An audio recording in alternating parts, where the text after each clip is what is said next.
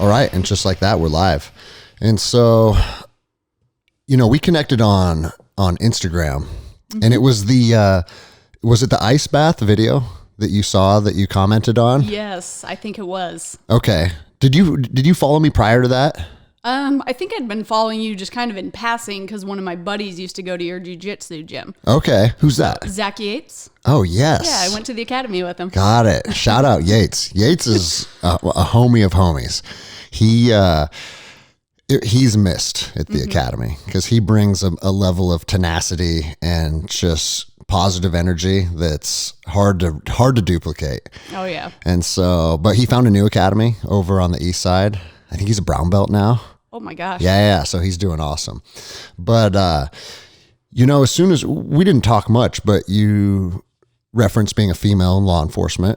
Yes, sir. And that alone is an interesting topic, right? Because a female's perspective and experience, I feel like, is vastly different than what men go through inside of the profession. But what really interested me and thought, you know what, I need to invite her on the show is you said, I'm interested in building like a wellness clinic at some point. And it was the ice bath that you saw that intrigued you.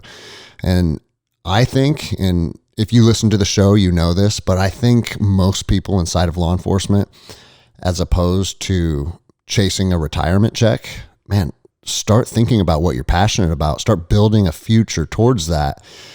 And then you can transition when you're ready, both emotionally and financially, instead of just waiting till you're 55 and then you go live your life for 5 years and have a heart attack. Exactly. Because statistically, that's what happens with people inside of our profession, right? Oh, yeah. And so, I appreciate you coming out. You just drove down from up north we're getting our first blizzard of the year. I think we got an inch or two already of snow outside. Oh, yeah. I'm waiting for the collisions to start happening. All right. Well, we'll try and get you out of here before too long. But how I like to run the show is just introduce yourself, say kind of just a synopsis of your background, and we just have fun with it from there. Okay. Sounds good. Well, thank you so much for having me, Greg. It's a pleasure to be here. So my name is Demi Behn, 31 years old. I've been in law enforcement for about 9 years now. Was about 7.5 years, Seattle PD, and now I'm working for a department up north of Seattle, still in Washington State though. And you're right, I found my passion with first responder health and wellness, and that's kind of what I'm trying to focus on now in building that community and at some point, some sort of program that I'm going to be able to offer. So. Okay. Did you grow up around here? I did not. So I'm one of those people that have moved all over, born and raised in Boston, then moved to Florida, spent some time in Utah, which all my family still is in Utah. Okay. What part of Utah? Price. Is that anywhere close to Heber City? So it's about 3 hours south of Heber City. No, I'll be going out there in a couple weeks to do Mike Glover's podcast. Oh, fantastic. And so, if I could get any intel on Heber City, I was going to pick your brain, but not familiar with Heber. So Price is the gas stop between Provo and Moab. Oh, okay. We're literally in the middle of nowhere. How come girls from Boston don't have that super thick, borderline annoying accent? Well, some of them do. I moved away from Boston when I was 11 or 12. So the accent only comes out when I'm really angry and yelling or drunk. Okay. You want to hear something funny is my buddy Andrew, who did the show, it's probably a year ago now. And like a day or two after he did the show, he got in a catastrophic motorcycle accident. Oh my gosh. And broke like 30 bones and was in a coma and stuff. He woke up with a Boston accent. That's amazing. And he was just out of my house the other day, and I'm just thinking like, man, where did this come from? Because we grew up in Snohomish together since we were little kids, But hey, man, I guess that's a silver lining, right? He must have been Boston in his other life or something. Yeah. So was law enforcement something that you had on your radar since you were younger, or how did you find that path or that calling? So that happened in college. So I went to a little small College of Eastern Utah in Price, Utah, stayed close to home so I could keep working throughout college, and ended up taking an elective forensics class. And it just became something that I realized, oh my gosh, this is really what I enjoy. So I started thinking about that.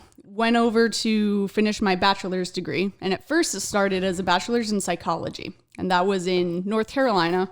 Actually did my bachelor's degree on Camp Lejeune. Okay. So, because I was connected to my ex-husband who is active duty Marine there. So started with my bachelor's degree in psychology and realized very quickly that all my electives for psychology ended up with law enforcement. The forensics, the social justice, all of that stuff that I was focusing on. Mm-hmm. And when it came down to it, they said, okay, to finish your psychology degree, you're going to have to do a internship in the psych ward. And I was like, wait, excuse me? They're like, yeah, that's what we do for our internships, for your final thing to get your degree. I was like, yep, nope, switch into law enforcement. Oh, so you didn't want any part of that, huh? I did not. I realized very quickly I did not want to deal with the strict clinical portion of psychology, that my interest in psychology came from working one-on-one with people. Yeah. And so I was like, okay, instead of focusing more of a clinical aspect, I had an interest in law at one point. It was kind of back and forth between, do I want to go into law? Do I want to go into psychology? So it was the interest in psychology, the interest in law. I loved working with people and talking with people. And I really wanted a job that would keep me physical. I was really into working out and doing physical fitness, and then had an interest in MMA. And I was like, I need to find something that mixes all of those together. See, I met you 10 minutes ago, but those are the traits that I think people that are interested in law enforcement should possess. You have to be a people person. Mm-hmm. If you can't communicate and you can't understand the psychology of the people you're dealing with, good luck ever finding any middle ground or effective communication with them. And then the second thing is just, if you want to be in that career, there's a physicality that comes with it. Yes. And as you know, and I'm sure we'll get into, but that's lost on a lot of people to the point where it's scary. Absolutely. I'm very worried about the dropping standards. I used to say it all the time because I would teach courses in both of my agencies. I was with the U.S. Marshals for about 5 years, and then I was with the Port of Seattle. And I would talk to officers and they'd say, hey, will you run the biannual or quarterly training, just because I'm a black belt in jiu-jitsu? And that's what I do on my free time, is I teach martial arts. But what you find is when you're teaching martial arts at my academy, you have a room full of people that want to be there. They chose on their own accord that, hey, on Wednesday night, I'm spending an hour and a half on the mats because I want to be here. The ability to teach people that don't want to be there is a much harder task. And what I found with most cops in both agencies that I worked in, you'd have, between 1 and 5 people that took a real interest in it. And then the rest of them were just checking the block because that's what was assigned by training. Mm-hmm. And I used to tell people, I'm like, I'm not trying to be like a doomsday prepper or scare you, but at the end of the day, our job is to deprive people of their freedom and put handcuffs on people. And there's a 100% chance, and this is just statistical data, that from time to time in your career, you're going to come across people that do not agree to have their freedom deprived. And, I'd always say to them, I'm like, hey, how many days a year do you think Conor McGregor trains for a championship fight? And I said, do you think he trains 2 days a year? Because that's what you guys are training. And I'm being serious. And they kind of laugh, and, it's a lighthearted question. But then I'll tell them, like, here's the reality of it. Conor McGregor's fights are sanctioned. There's rules. And if it gets too bad, there's a ref that will pull the guy off of him. Your fights are a much higher stake. Because if you're in a dark alley and you're waiting on backup and you don't have the ability to defend yourself, we could pull up YouTube right now and find hundreds of videos of police officers getting mauled just because they haven't invested in themselves. And it's strange to me that people want to put themselves out there in that position and partake in that job, but not develop the necessary skill sets to be able to do it. And I used to say it all the time. If I didn't have my jiu-jitsu, I would be afraid to be on patrol. You know what I mean? Oh, absolutely. Like, I don't know how I could go inject myself into a confrontational situation with the thought in the back of my head, if this goes south, there's a good chance I get the shit beat out of me today. Like, how could you do your job effectively? Well, people don't think about that. They always think in the back of their heads, it's not going to happen to me. Or, well, the blue wave's coming. Or, well, I've got my taser as a backup. Like, people always think that there's another option. Yeah. And until it actually happens, and that one moment you're put into that situation, then you realize, oh, crap, this could have gone south. Well, and every tool has the propensity to fail. How many times have you seen tasers fail? Oh, we've had tasers fail on scenes before. Of course, you know, and even your jiu-jitsu has the possibility to fail. You can get clipped. I mean, you said you had an interest in MMA. Did you train or do any fights or anything? I did not. I started training jiu-jitsu. So that was my main thing that I trained. Is I got very lucky that in our department, our entire DT program was basically run by black belts in jiu-jitsu. Nice. So our entire DT program was run by George Hassan. He runs hybrid. Yep. Brad Conway, Rich Peterson. We've got Josh Derillo. Like, we had basically a plethora of jiu-jitsu guys ranging from blue belts to multiple black belts. And that was our DT program. Perfect. So we were very, jiu-jitsu heavy from the beginning. And then they offered additional trainings multiple times a week. Like, you could come in and just get free jiu-jitsu training. Yeah. And so I did. I showed up multiple times a week, every Monday, Wednesday, sometimes Tuesday, Thursdays in the morning. And that was how I trained. I would train with those guys and just keep, as many hours as I absolutely could. Not only was it free, but it was actually something I needed to stay safe at work. Yeah. And so that's how I trained. And then started training a little bit at gyms around me, did Foster's for a bit, and then going back and forth between training and injuries.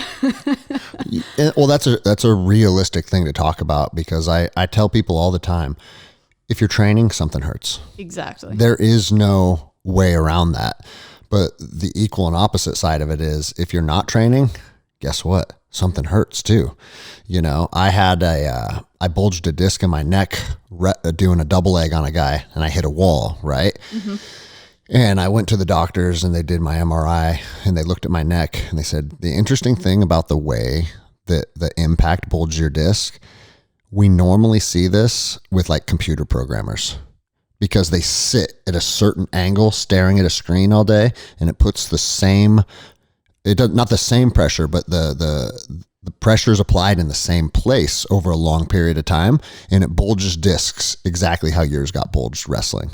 And oh my God. Yeah, so the doctor goes, so you could be a computer programmer sitting on your ass all day, or you could be a fighter wrestling guys. It can happen. That's amazing. And that stuck with me, because it's like, I mean, any path that you take has the possibility to end in some type of injury. I would rather have a skill set being developed as opposed to Netflix and chilling all the time. Exactly. So. And dude, a lot of cops are very reluctant to do any training outside of what's mandated by the department. And here's the thing, like you were saying with your last agency, you had a lot of resources, it sounds like. Oh, it was amazing. Guys and gals that not only possess the skill set, because possessing the skill set's only part of the puzzle, but having the desire to share it and teach it. Exactly. And you're not going to take advantage of that? What would, if you had to guess, what percentage of people from your department were taking advantage of that? Oh, less than 5. Less than 5. Less than 5. Okay, it's funny you say that, because that's exactly what I've seen in both of my departments. And then the funny thing is the people that do want to take advantage of curriculums and classes that are available for them, they are usually the toughest people in the department already, And so like I would do training at the port, and there was 2 other black belts there. And then there was a handful of guys, 2 or 3 guys that they didn't have any official like ranking in jiu-jitsu, but they're just tough people that like to get after it. So the toughest guys are continuously honing a skill set, whereas the other 95% of the department is just like, not interested. I'm sure you've heard this. How many cops bitch about shrimping? Oh, goodness. Right? So many. Every time we do a warm-up, if it involves a shrimp, and I'll have cops be like, what does moving your hips around on the ground have to do with fighting? And it's like, everything. if you only had a fucking 1% of an understanding of how fighting works, you would understand that hip movement is literally everything. Hip movement is everything on the ground. It's everything on your feet. It's where you generate your power. And nope, people don't want to move their hips for 5 minutes. So, yeah, I don't know how, the current state of law enforcement, and this isn't me trying to be a negative Nancy. This is just me not in the profession anymore. I'm on the outside looking in. It doesn't seem sustainable. That's a big worry a lot of people have. And a lot of people still in the profession are worried about that as well. And a lot of people are trying to roll with the times and change. But at the same point, you got to make sure that things are done safely. Yeah. And it's just, you start getting a little too political and things are going to go south. Of course. You still need to have the skill to do the job and do it safely, not just for you, but for others. And it's one of those, if you don't have the skill to know how to take somebody into custody safely, and then without using a higher level of force, you're going to end up using that higher level of force. Yes. I tell people all the time, the safest way to take a violent offender into custody who's resisting is to choke them unconscious. LVNR. Yep. And I don't know if you saw, I posted it last week. I got choked out completely unconscious by one of my youth students, right? And in 10 seconds, I was up on my feet and I was fine, right? But for whatever reason, I shouldn't say for whatever reason, it's because of the mass propaganda campaign, especially stemming from George Floyd and some others, where they're like, touching the neck is so dangerous.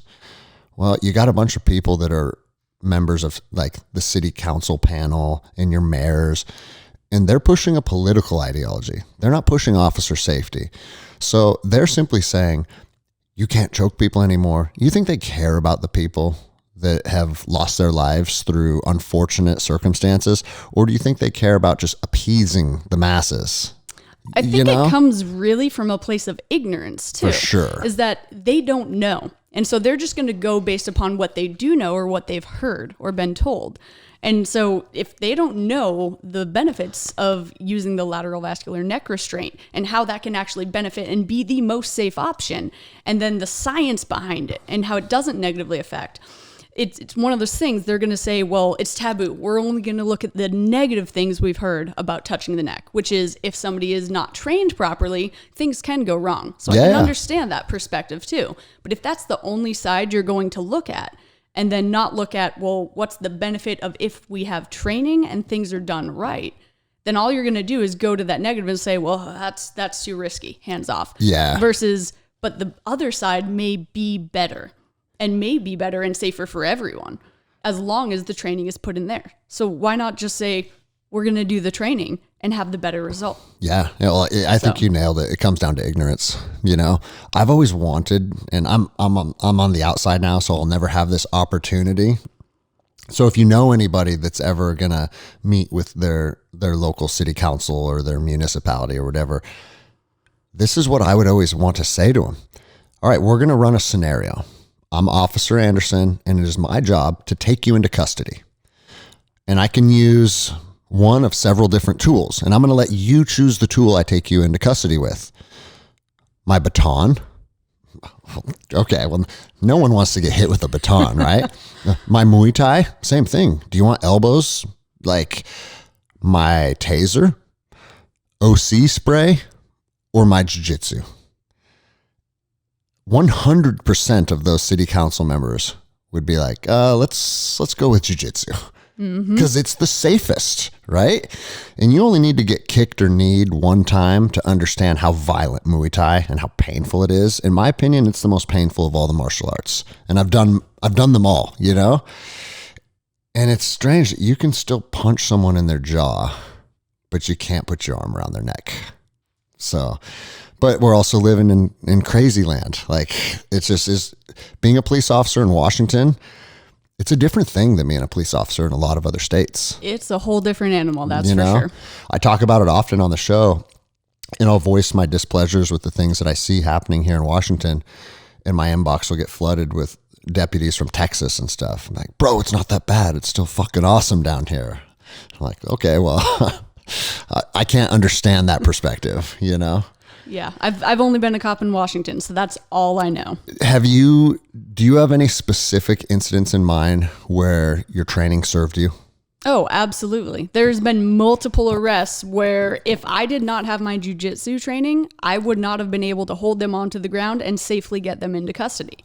Even if it just comes from just knowing how to put my chest on them and move around. 100%. Yeah. It made the difference between night and day. You know, being able to do a crossface and go through and get their arms out from underneath them when they're turtling.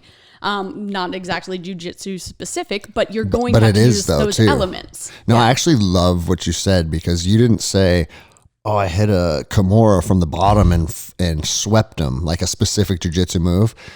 You're just talking about out positioning people and distributing your weight properly. Exactly. And that can only be learned during live rolls. That's it. You know, until you spend time to really understand how to distribute your weight, you don't distribute your weight right. For whatever reason, it seems like every animal on planet Earth was born with the innate ability to fight, except us. Like, we fucking suck at fighting. You know? And we get ourselves into the most conflict too. Yeah. Any of those stories that come to mind, like a specific incident that's worth telling, or just... Well, there was probably one, and it was a big oh shit moment for me. And it was in kind of the height of my training when I had been focusing on it. And it was one of those situations after a concert, and there was a huge like party in a parking lot. It was just a massive people. And call came out that there was somebody in that crowd with a gun. And I show up with just one other person. We're by ourselves, and we're like, okay, we can't go in yet. There's possibly, upwards to 100 people in this parking lot. That would be dumb. Yeah. We're going to wait for reinforcements, and we're just going to stand back and watch a bit. And so we're watching. We can kind of see the players. They're over by a car. So there's like the parking lot, and it's almost surrounded on all three sides. So it's like this alcove, right? Then there's a wall over here, a car parked up to the wall. And then we can see people right here by the car, doors kind of obscuring. But then you can see the guy that's described, because we have a pretty good description. And he kind of starts reaching into the car, and you can tell there might be something in his hands. So we're like, okay, this is the situation. We don't know what's going on. It's escalating. We can't just let a shooting happen right before us, and we're not going to let him start reaching into the car to grab stuff. It's time to move in. So I move in with me, one other guy, and then a third quickly shows up. And so the one person draws down on him, holds him at gunpoint, and we're like, okay, we're going to wait for more people, but we're going to control the situation. Was he being compliant at that time? At the time, yes. Okay. He was. And so then me and the other guy turned to face the crowd, because now we've got an entire mass of people that start circling, and there's a couple of his buddies that are now losing their mind. Because, of course, one of his buddies got his friend, and, we're holding a gun to one of his friends. And the two of them, obviously drunk, just start coming at us. And they keep trying to, break through. And we're like, hey, you need to back up. We're going to control the situation. We're just detaining him right now. He's going to go into cuffs, but you guys cannot pass this line. You're not going over there. Don't be stupid. It turns into he decided to be stupid. Sits there, goes and tries to push me. I end up having to shove him back. And then all of a sudden, boom, a really big push. And that's when I realized I can fight, but I can't fight physics. Yeah. So I go kind of flying back, hit the car, and he starts swinging on my other officer. And then that officer ends up getting hit in the head and then grabs him. I hop back up, and then it's to the ground. We finally get the guy, get him to the ground. And it just becomes this mass of this brawl of us trying to control this one guy, and then people just going into mass mayhem behind us. And thankfully, it didn't turn into anything more than us trying to control him, because then security quickly came running out of the club that was next door, formed a circle around us, and started trying to chuck people off. But while I'm holding this guy on the ground, we're just trying to control him using, just weight distribution, chest to chest, keeping his hands out. I could literally feel people grabbing at my vest trying to pull me. Like, people from the crowd were trying to pull us off of him. And it was that oh crap moment of, we're outnumbered, we're surrounded, my back's to this entire crowd of people, and I can feel hands on me. And thankfully security jumped in, intervened, and then very quickly the blue wave showed up. But it was that realization of, if we did not have the ability, because both me and that other officer trained together. We showed up on Monday, Wednesdays, and we would train jiu-jitsu together. Nice. If we did not have the ability to sit there and hold him, and one of us hold him and the other sit there and, fight off the people around us, then that could have been a really bad situation. That could have turned into a mob. Yeah. And so that was one of those things where the ability to then hold him down on the ground, and he was a big guy. I mean, he pushed me once and I went flying. But the minute we got to the ground, it was an equal opportunity. Because you knew leverage points and weight distribution and stuff. Exactly. That's awesome. One specific thing. It was a big moment for me, because it was like oh boy. Well, and something that a lot of cops might not think about, and I used to think about this in the jails. Did you ever work in the jails at all? I did not. Okay. When I was in California, I did a lot of work in the cell block as a deputy with the Marshal Service. And you come to an understanding that everything works because everyone's kind of in an agreement of how the game is played. And it's like, out on the streets, you can resist arrest, but once you're in custody, everybody kind of agrees to play the game. Like, we had hardly any incidents inside custody outside of 5150s or 220s, what we call them on the locals, like the crazy guys, right? But you realize it's like, dude, I'm in a cell block and I got 30 guys that are lined up on the wall. And if they just decided to rip me apart, I don't care how good your jiu-jitsu is. Mm-hmm. Again, like you just said, it comes down to physics, right? You can have black belt, high level jiu-jitsu, and 2 on 30, you're going to get ripped to shreds. Exactly. And that's where like the mob mentality, because here's the thing. What if one person decided to run up and kick you in the side of the head? There's a good chance that what that would do is turn the green light on to just beat the fuck out of you guys. And everybody else just jumps in, right? And that's a volatile situation that your training proved to help you through that situation. But man, like you could also paint a scenario where it doesn't matter what your training is and shit can go from bad to worse real quick. And that's it's interesting how I don't know, man, I don't think police officers get the respect that they deserve. And I think a lot of it stems from just the propaganda and the media and everything. But like, if you're trying to take a guy into custody, his friends shouldn't be pushing you and swearing at you. Like, that should be understood. If you interject yourself into this situation, you're fucked. And it'd be interesting to know, like, whatever happened to that guy. What did he get charged with? I'm not even sure. Probably nothing, right? The worst fight that I got into at the port was this giant Samoan dude who was high on PCP. Oh boy. Which at the time, that was actually my first time even hearing about PCP on the streets. Like in Seattle, we deal with methamphetamine and heroin every single day. Mm-hmm. And obviously this was from the toxicology report. So at the time I had no idea. I just knew he was out of it. And man, he ran into this pregnant lady. He stole a car. He ran into this pregnant lady. One of my partners, a female officer, tried to block him in. And he rammed her car out of the way. So you're ramming a police car, like you're on the verge of potentially a deadly force encounter, right? Mm-hmm. And I just pulled the driver's door open and mounted him in the car and just beat the fuck out of this dude. I can show you pictures afterwards.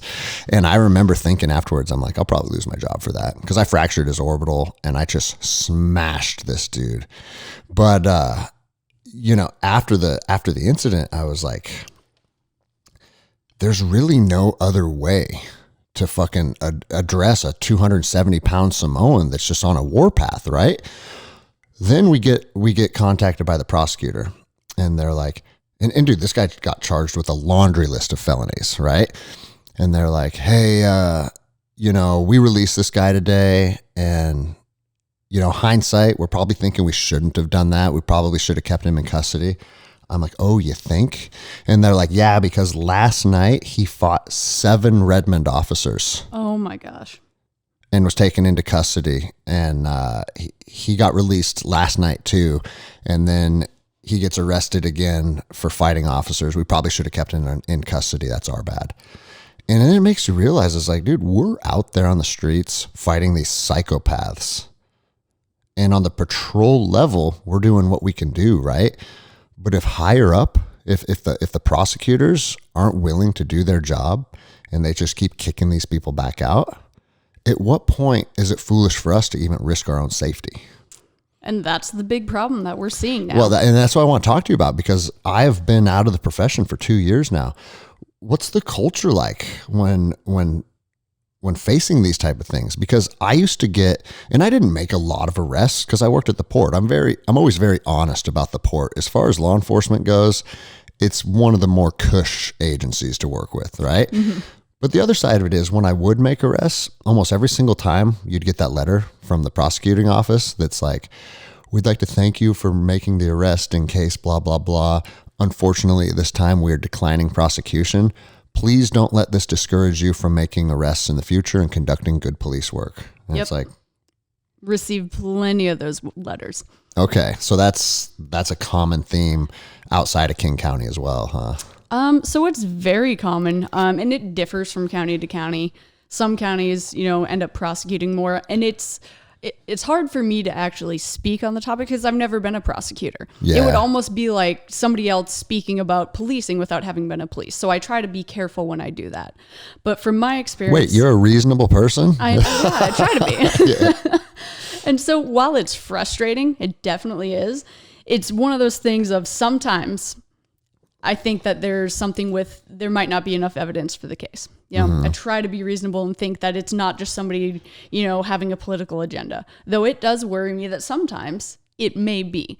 I don't think that is the majority of the case. I'm not one of those, conspiracy theorists that think everything is, has a hidden cause.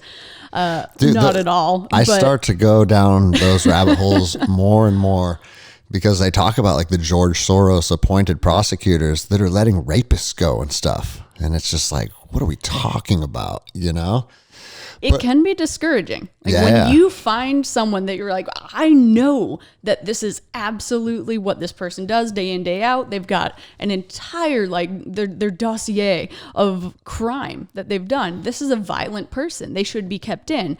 And then they're just let out a day later. It is discouraging as all hell. It makes somebody wonder, why do I keep doing this? Yeah. And I think that's where the discouragement comes from. Well, and it's like the whole profession as a whole, like we see lowering of standards. We see more and more, or I should say less and less prosecutions of when you're out there doing good casework. And the thing is, it's like, you brought up like, hey, maybe there's not sufficient evidence or whatever, mm-hmm. right? But there's also cases when it's like, oh no, I caught this guy stealing and it's yes. on his person. And like everybody understands, like I don't even need to develop probable cause. This is a fact. This is fact. And yes. everybody agrees. It just comes down to, does it just come down to resources? It could be. You know what I mean? I'm not sure. It's a question that I myself have and I ask every day. And it's frustrated me as well, especially when it comes down to some things like DUIs. You got a blood warrant DUI, it's done, but they get off on a loophole. And it starts to make you wonder and question, is this really just somebody getting their due justice, their trial? Or is it now not being held accountable for your actions due to a logistic loophole? And it's frustrating. It's hard not to have and lose your faith in the criminal justice system when things like that consistently happen day in, day out. But if we dropped those policies, then you could have situations where someone who doesn't deserve to be put in jail does get put there unjustly. So it's that give or take. It's a balancing act. That balancing act where, unfortunately, I think sometimes we're over here unbalanced at the fact of, well, we're not going to take that risk. You don't need to take a risk. Just go with the facts. But then it becomes the loopholes. The loopholes are what get me. The whole DUI thing is super frustrating for me. And I'm proud to say that I never issued a DUI on patrol. Really? Because I'm not playing their fucking game. Because what have DUIs become? They have become a game. They have. And if you wanna make my profession a game, I'm out. DUIs at the port are regularly an 8 to 10 hour case. Yep. And you got to petition a judge, and it's 2 a.m, and who's the on-duty judge? And then you write up the affidavit and all this shit, right?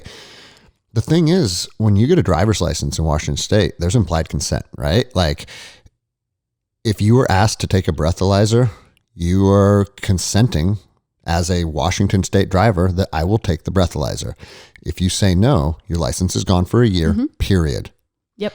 It should be that easy. Like, okay, hey, based on my observations, you swerved over the center line on 3 occasions, and now I smell alcohol, and I believe that you may be under the influence, and I would like you to take this. No? Okay. Then you're not getting criminally prosecuted. We're not going to do this giant dog and pony show, but your license is now gone for a year, period. No questions asked. And if you're caught driving again, bitch, we got a problem now, right? Like, but it comes down to enforcement.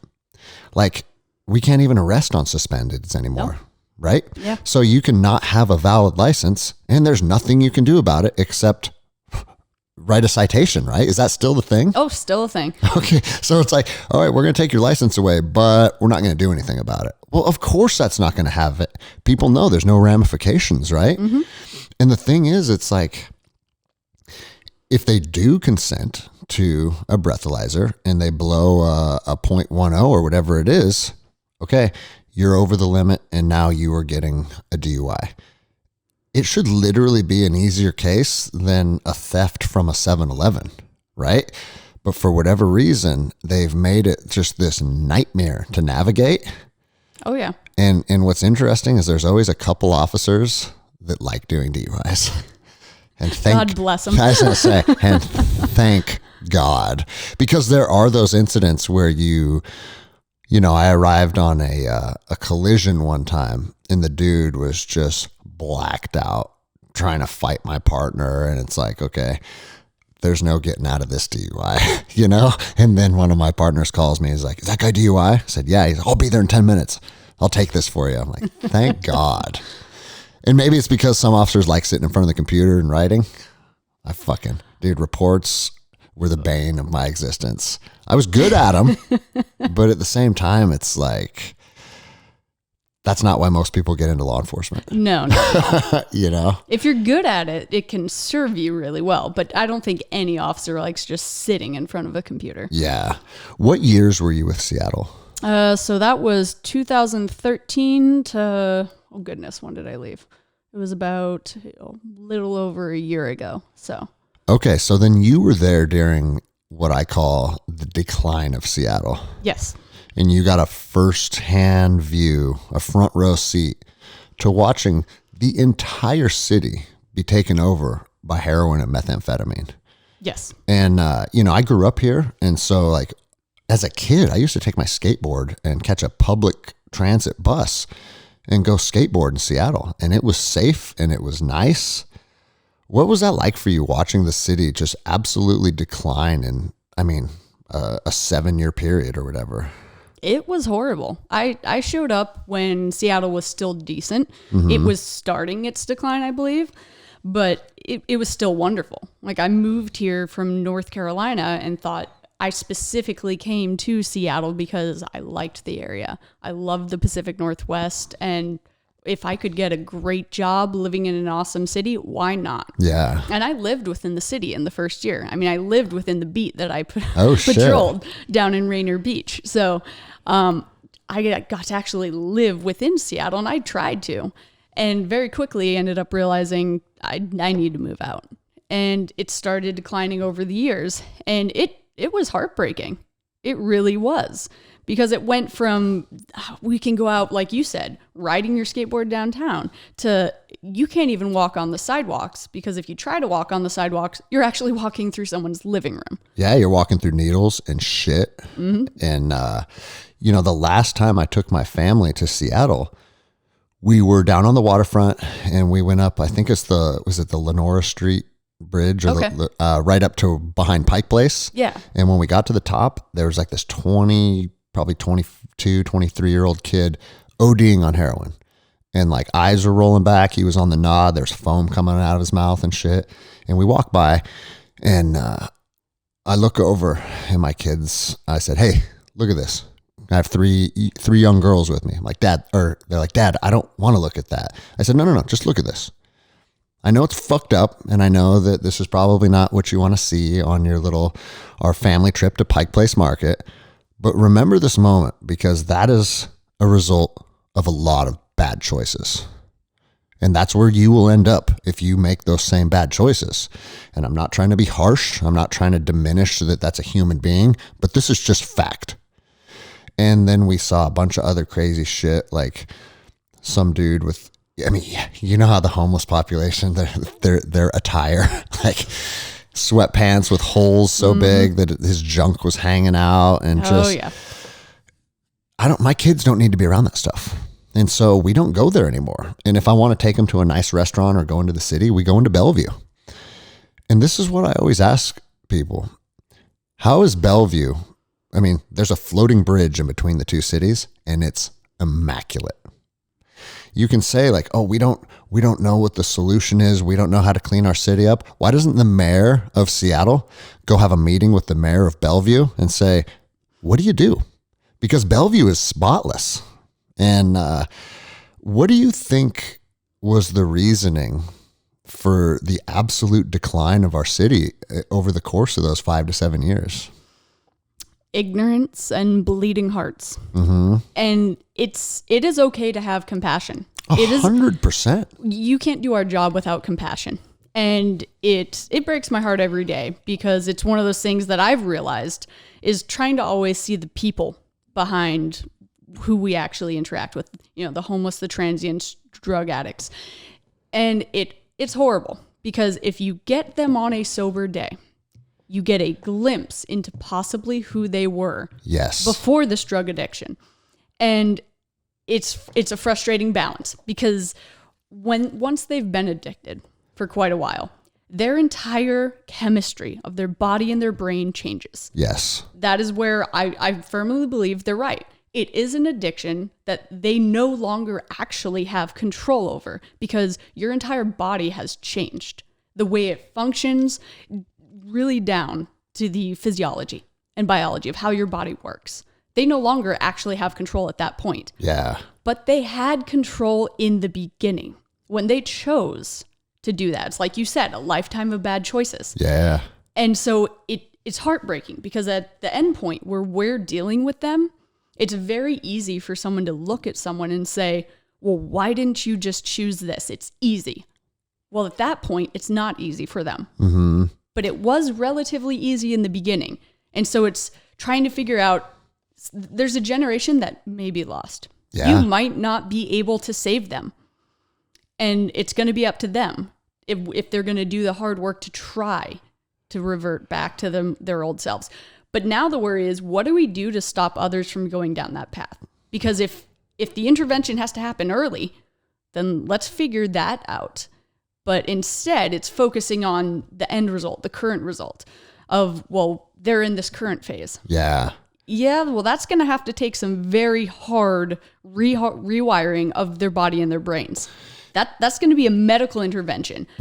But we can't do that as police officers. See, I love that you said you think a big portion of the problem is bleeding hearts.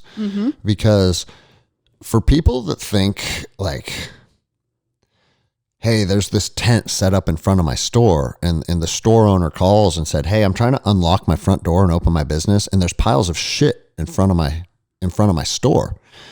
And you'll have the bleeding hearts on the left saying like, "Well, they don't have anywhere else, and so we can't tell them to move." And what those people don't realize is, because you and I have been up close and personal with it, that's not compassion. That's actually perpetuating. You're enabling. Living hell. Yeah. Those people are not in a state of enjoyment. Those people are not like, "Hey, this is where I'm living." That's where they're living, because they've burned every single bridge. They have nothing. They have nobody. And they are simply trying to survive.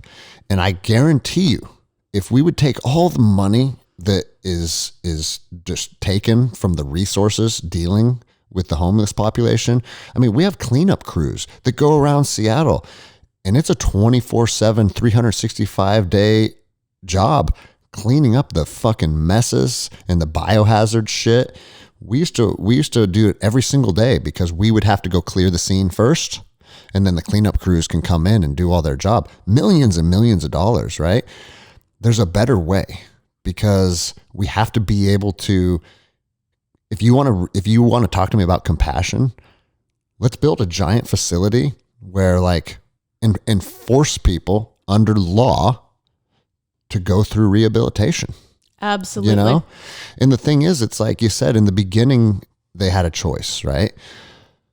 But most addicts have a massive traumatic event in their life that leads them down to addiction. You talk to any of those people. And for me, being on patrol, and I bet you've seen this too, I've arrested people for drug warrants that are having a coherent conversation, just like we're having right now. I had this girl in the back of my police car, taking her to jail, taking her down to SCORE.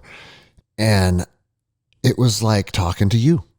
She was articulate. She was nice. She had like vibrant, positive energy coming out of her. And I said to her, I said, you're not the typical drug addict that I arrest on a drug warrant. Like what is going on right now? You seem extremely sharp. You seem kind.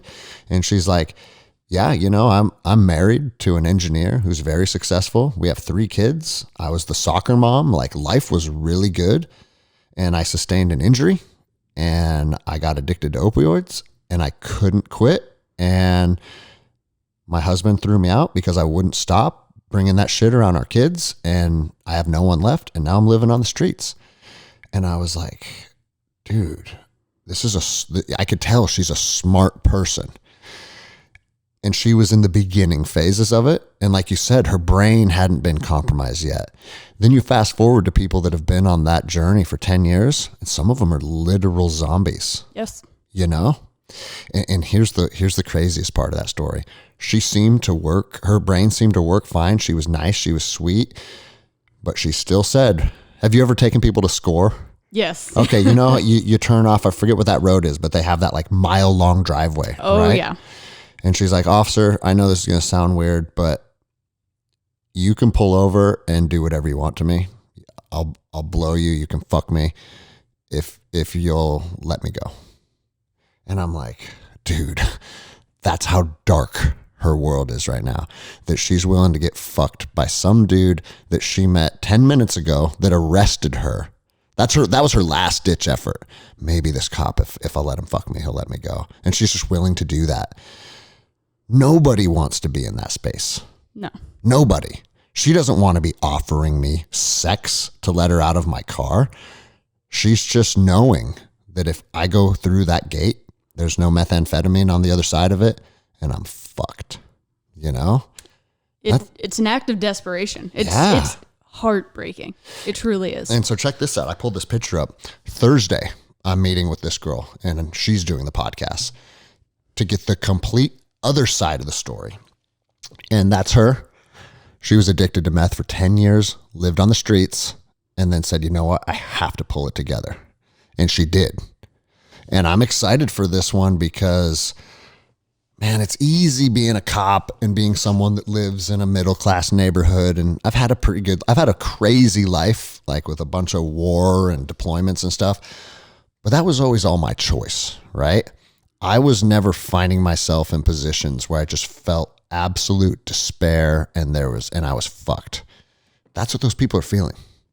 And if we want to show that we're compassionate as a society and we actually care about humanity, there's better ways. We need to give them actually a fighting chance. Yeah. And I've talked to people and I've asked them, I've said, I'm not judging. I truly want to know your perspective. And it's when you catch these people in lucid moments, you can have these dialogues. Yeah. And I'd ask them, I'd say, why haven't you tried to quit? Or what stopped you? Not even why haven't you? Because most of them have.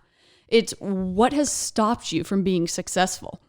And a lot of them say, and then especially if you catch one that has actually come back and rebounded.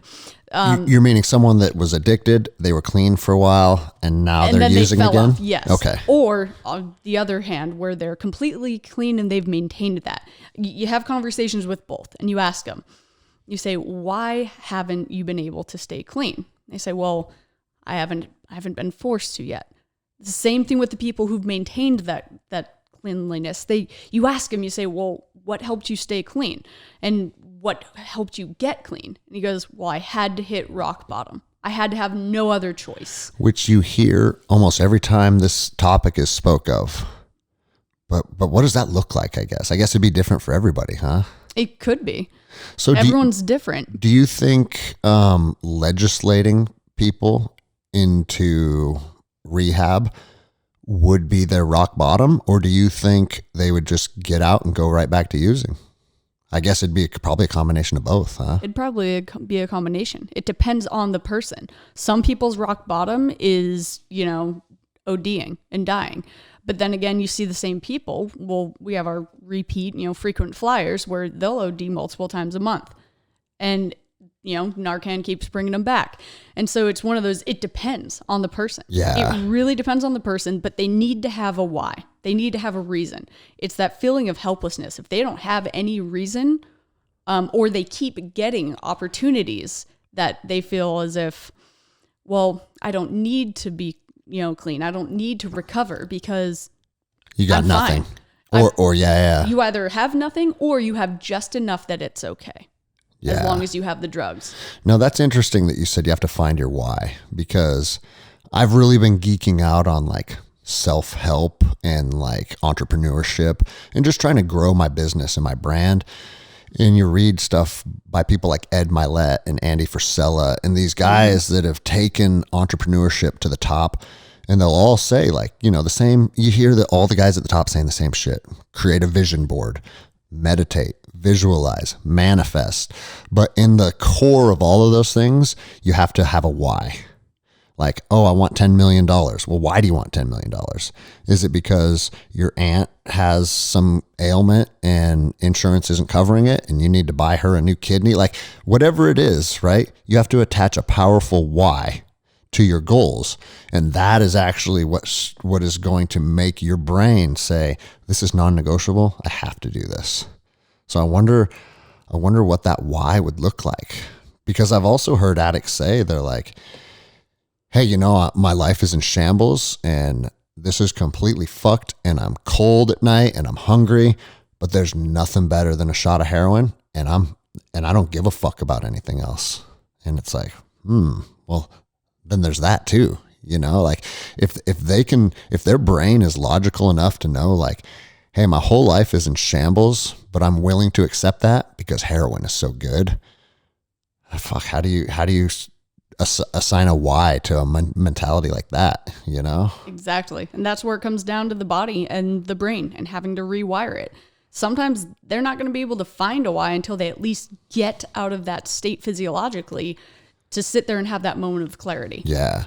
But the interesting thing that a lot of people don't understand that haven't seen it up close and personal being on patrol, these people don't assign even 1% of a level of importance to any other aspect of their life.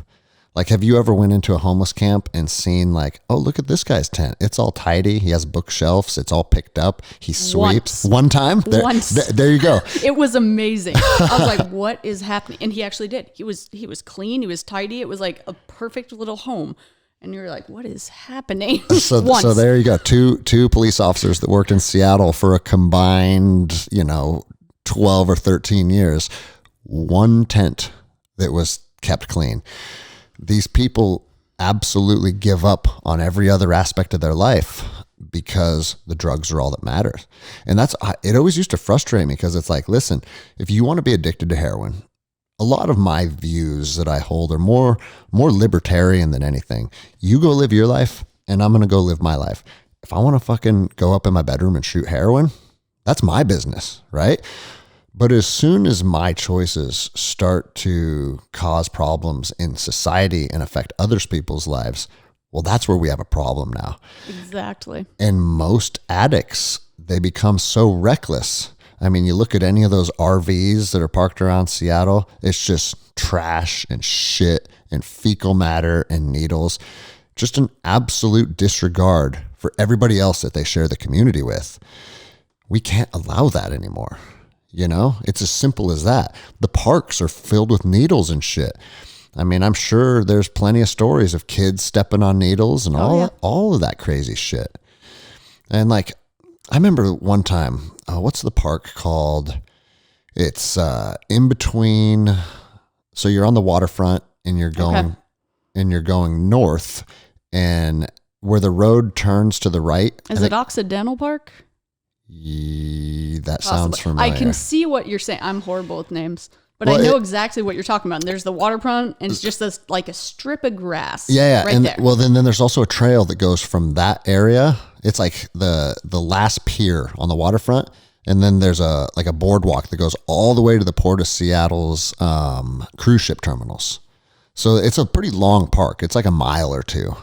I know what you're talking about. I can't remember the name. So we would. That was part of our jurisdiction, so I would patrol that nightly when I was assigned downtown. And there's this girl out there someone we deal with all the time, right? And she would just purposely piss and shit her pants because she's like, I'm not going into custody. Watch this. And it's like, what? Hey, good trick though, because he ain't going in the back of my car now. You know, outside of a fucking murder warrant, like I'm not dealing with that. You know, but it's like that also lets you know the mindset that they're in. Like, what would it take for you to just shit your pants on cue in front of a group of people? It would take a lot. Yeah, like $1 million. Yeah. Right? And they're willing to do that just to stay out of jail. Well, you know? It's because they don't want to withdraw. No, exactly. It's how. It's not even jail. It's the absence from the narcotics that they use. For sure. If they knew they could go to jail and get their fix, they'd probably want to go there. Yeah. You know? So I don't know how to fix it, but I do know that enabling and continuing to give resources that don't cause somebody to want to change, that's going to keep them in that perpetual cycle. Because like I said, I talk to these people and they say, well, as long as we have enough to survive, that's fine. We see no reason to change. And that's not everyone. I'm not speaking for everyone, but I've talked to enough people who have said the same thing, that, okay, well then what we're doing isn't working. Because if we keep, we think that this is helping, it's that bleeding heart mindset of, well, let's just give everything and give all these resources. But if the resources are what's keeping the person in that perpetual hell, that's not true compassion, and that's not really helping. Well, and I mean, you're condemning them to death almost. It's the literal definition of insanity. Doing the same thing and expecting a different result. Exactly. And that's where I put my fucking tinfoil hat on, because these people that are in positions of power that do hold the ability to affect change. Seattle has been on a downward trajectory for 7 years straight now, maybe longer. Mm-hmm. And if they're unwilling to say, hey, you know what we're doing is not working, maybe we need to revisit this. At what point does it feel intentional? You know what I'm saying? And it's like, I mean, we could talk about so many different aspects of society that I feel like the downward trajectory, it does feel intentional, because these people's brains work. They should be able to sit down and have a conversation just like we're doing right now and take a look and not attach politics or bias, but just say, you know what? Our city's an absolute fucking shambles. Maybe it's time to try something else. And the fact that we're not seeing that, it makes me go down that it makes me put my tinfoil hat on. I'm serious. So would you say that probably every single officer in Seattle shares our sentiments and frustrations on dealing with all of that stuff? The majority, not every single. And in Seattle, not every single. You will get the outliers that, lean more towards the left. And I mean, honestly, not all officers are right. That's the one thing of people will paint officers with a broad stroke of we're all crazy conservatives. That's not at all. We have had so many different, liberal, conservative, libertarian. Most I see are actually libertarian. But it's, some Republican and then some liberal. It's about equal. But libertarian is what I see most officers trend to because of their time in the police department. Yeah, they just see the broken system and lose faith in it. Them. Exactly. Was that part of a contributing factor that motivated you to leave Seattle?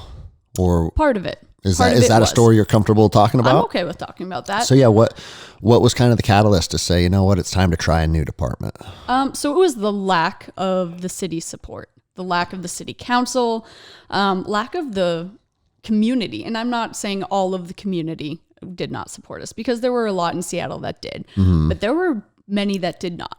I mean, if you're patrolling and you can't go one shift without getting flipped off or having something thrown at your car, it starts to wear on you after a while. Oh, of course. And then and also, like, you can never relax either. Exactly. You know? Exactly. You're always in that hypervigilant state, which as police officers, we kind of are anyway. Yeah. But I've noticed, like, it gets elevated when people are just randomly being combative with you. Exactly. You know? Because it makes you think, like, fuck, man, if these people hate me just for standing here on, like, the Port of Seattle will put you on posts where you literally just are manning a post for a number of hours for just visual deterrence. And you'll have people walk by and be like, fuck you. Mm-hmm. And it's like, dude, I'm 42 years old. No man on planet Earth has ever randomly walked up to me and said, fuck you. And in my opinion, that's really a sign of cowardice, because you know goddamn well the only reason I'm not smashing every tooth out of your fucking head is because I have a badge and I'm representing the fucking city of Seattle or the Port of Seattle. And professionally, I cannot do that. And to be aggressive or challenge someone in a scenario or a setting where you know they're not going to challenge you back, there's no bravery attached to that, right? But regardless if those people are just idiots, it still would just be like, dude, the next fucking person that does that, I am going to lose my job over and teach that motherfucker a lesson. Because in all actuality, that's what you deserve. If you're going to randomly walk up and verbally berate people, there should be consequences for that, but there's none. No, there aren't. You know, and people know that. And so now the police are just a target, you know? Oh yeah, we dealt with that all throughout 2020. So and that's a whole nother story in and of itself. I want to hear it. What was that like in Seattle? Because I made my viral video May 5th of 2020. Oh boy. George Floyd happened 10 days later. Mm-hmm. And man, I heard stories. I mean, because you guys used the port for a lot of like augmenting different riot lines and shit. So a lot of my coworkers were going downtown in full riot gear. And my buddies were telling me, bro, we're having fucking Molotov cocktails thrown at us, and we're told there's nothing we can do back. And it's like, hey, Mayor Jenny Durkin, check it out. If someone throws a Molotov cocktail at me, they're getting fucking shot. Period. Like, and if that's not something that the city's willing to support me with, guess what I'd be doing? Turning in my badge and gun, just like you did. You know? So, and I turned mine in a lot later. So I went through that entire time and had no intention of leaving. It was only later, and I didn't leave with the initial wave. So there was that first wave that left, that exodus from Seattle. I did not leave with that. How big was that percentage-wise of the department? Do you know? I don't even know. I don't want to give like skewed statistics here, or false statistics, but it was a lot. It was hundreds. I heard that they were having to pull from like special crimes and detectives and stuff just to fill patrol spots. Yes. Okay, so that was true. That is true. Yeah. Can you imagine being a 20-year veteran that did patrol for 17 years and then worked your way into like child sex crimes or whatever it is? Mm-hmm. And then on a random day, hey, go get your fucking vest back on. Oh, it was happening. And a lot of those guys were like, all right, I'm out. I'm retiring. Yeah, because they have enough time to retire. And that's what contributed to even more people leaving, was those that were in the spots to retire. They're like, yeah, no longer worth dealing with this. I'm out. What was it like? I mean, you said we could do a whole show on the 2020 as a Seattle police officer, but as soon as the George Floyd thing happened and the riots started happening, and then, I mean, fuck the Chaz or whatever it was called. The Chop Chaz. Chop Chaz. Like, what was that like being in the middle of all of that? It was absolutely surreal. In the beginning, it was a little fun because, I mean, as an officer, you're like, well, this is what we're made for. Let's go. Yeah. But then it just started getting tiring. And I think it was that first night, I believe was it June 30th? I'd have to look at my thing. Or May 30th. It was May 30th. Was the big, huge event down at Pioneer Square, I think it was. Is that the one where they were burning your cars and shit? Yes. Yeah, fuck, dude. And I was attached with the South Act team, so it was our Pro Act unit, and I was attached with them for all of the riots. And it was actually our fleet of vehicles, our team's vehicles, that got burned. Okay. So I saw some of those pictures and it made me think I was back in Ramadi, Iraq. Yeah. I'm like, this is third world chaos. Mm-hmm. And it was our rifles that got stolen out of the car too. Oh shit. Yeah. So they broke in, took everything out, stole the guns. We got all of them back, thankfully. There was and then they burned them. You know the video of the guy that pulled a Glock on someone that stole the guns out of one of your cars? Yep, John Karugi. he wants. I've talked to him on Instagram. He moved. He doesn't live in Washington anymore. Mm-hmm. I think he lives in Virginia now or something. Yeah. And I said, bro, next time you're local, let's do a podcast.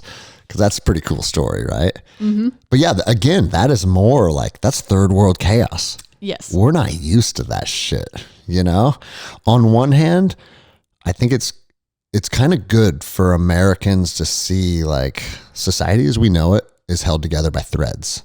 And when people have had enough, shit falls apart fast. Exactly. And it doesn't matter what side of the political spectrum you're on. And the truth is, a lot of those young kids that got manipulated by the BLM narrative, that's exactly what they are. They're victims too. Exactly. And you got these politicians and you got the media networks that are like almost stoking the flames of all this shit. And they're kind of like the useful idiots, right? And it's really sad on all fronts. But for you guys to be unable to take enforcement, I mean, weren't they just smashing all the windows in Pioneer Square and shit? Yes. And so actually kind of an excerpt from that day. It's probably the one that sticks with me most in my mind. There's a couple from that day, but it was right when everything went to shit. We found ourselves in like a square. I think it was Pike and Pine, and it was like maybe 5th or something. I don't know the exact intersection, but we were at an intersection and we were holding a line. And then realized very quickly we were surrounded on all 4 sides. And it was like, how are we going to get out of this? And we're holding the line. People in front, they're yelling, kind of throwing things back and forth. It's just, it went on mostly with hours of taunting and nothing happening to just minutes of mass chaos and mayhem. That was how all of the riots went down. It was just hours of grating, taunting nothingness. And holding a line. Like a Mexican standoff. Almost. Can I say that, or is that term racist now?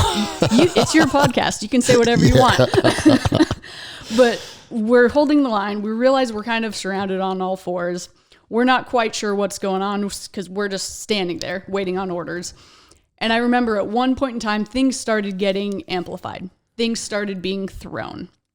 And it was the order to push. And they're like, that's it.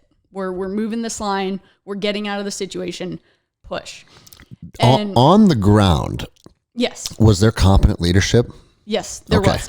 For most of it. Was it like patrol sergeants or whatnot? Yes, it was patrol sergeants and lieutenants. Okay. And we personally had our acting lieutenant there, who was my sergeant.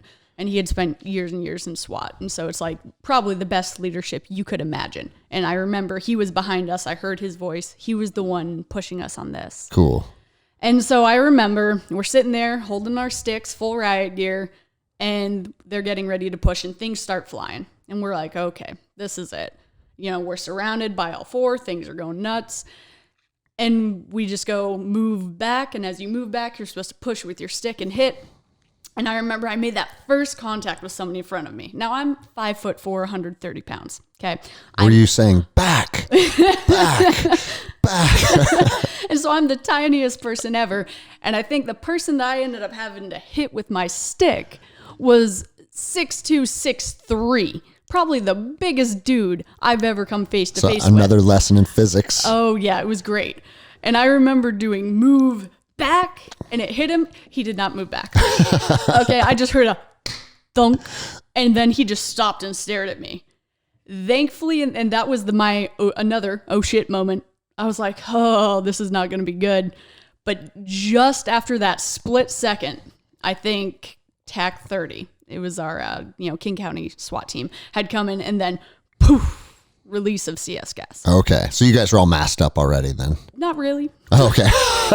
Well, gas. I think they tried to get us gassed up, like messed up really quickly. But okay. Most of us were not, or if we did, it wasn't a good seal. Yeah. And so it was that poof, and it was almost simultaneous. It was like I moved back, hit, dude didn't move, poof, CS gas. And so then just a cloud all throughout my mask, and it just became mayhem. You just hear screaming, yelling, throwing. We saw a fire extinguisher come flying through the air at us, actually hit my buddy and dislocated his shoulder. Oh, shit. And so that's a serious injury, right? Like, yeah. Turns out they actually stole that fire extinguisher from our car that they had burned. So it was adding assault to injury there. Like, we're going to take you out with your own gear. Man. All right. And then it was just that. And then it was, from then on, it was just hours of mayhem. And it was just pushing, fighting through. CS gas was our best friend that day. And then that's when we started moving, pushing, going around. It was just going block to block, basically, moving crowds and trying to, stop the mayhem, until finally we find ourselves at like these holding patterns and start hearing they're setting cars on fire. And then we start hearing, now we're hearing gunshots. And, and then we find out after the fact, because we're not sure what's happening. We're in a different area. We're just listening to radio. Radio's going nuts. And we're just trying to move crowds around the city as just stuff's breaking loose. Windows are getting smashed. Stuff's getting lit on fire. By the end of the night, after hours of just moving things around and figuring out what's going on, we found ourselves at a store. I don't think it was Nordstrom's, but it was some store. It had been looted, smashed.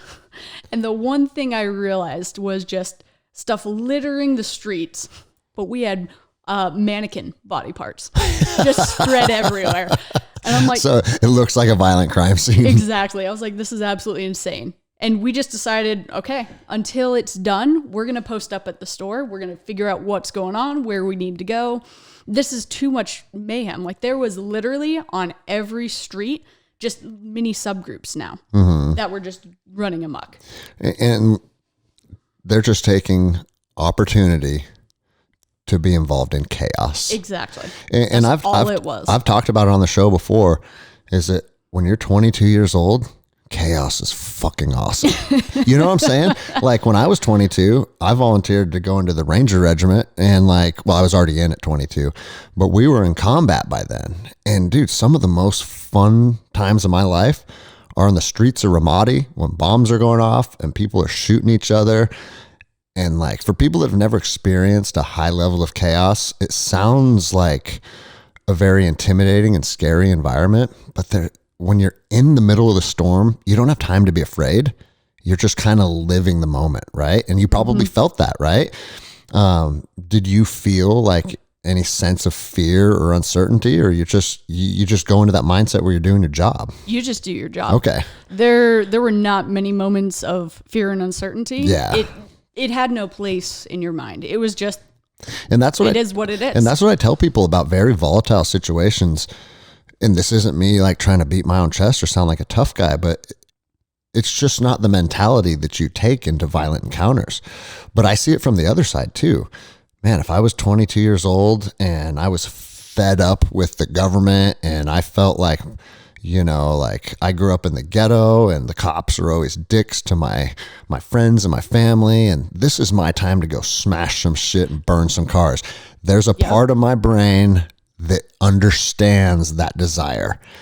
And even though it's unreasonable and there should be severe consequences, if I'm being completely honest, I'm like, yeah, dude, you went through a lot of chaotic situations and enjoyed them.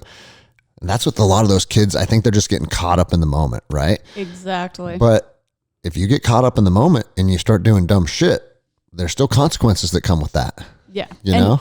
That's why I don't have too much anger over the riot stuff. I know some people that are still, to this day, very angry about it and what happened. And parts of it angered me.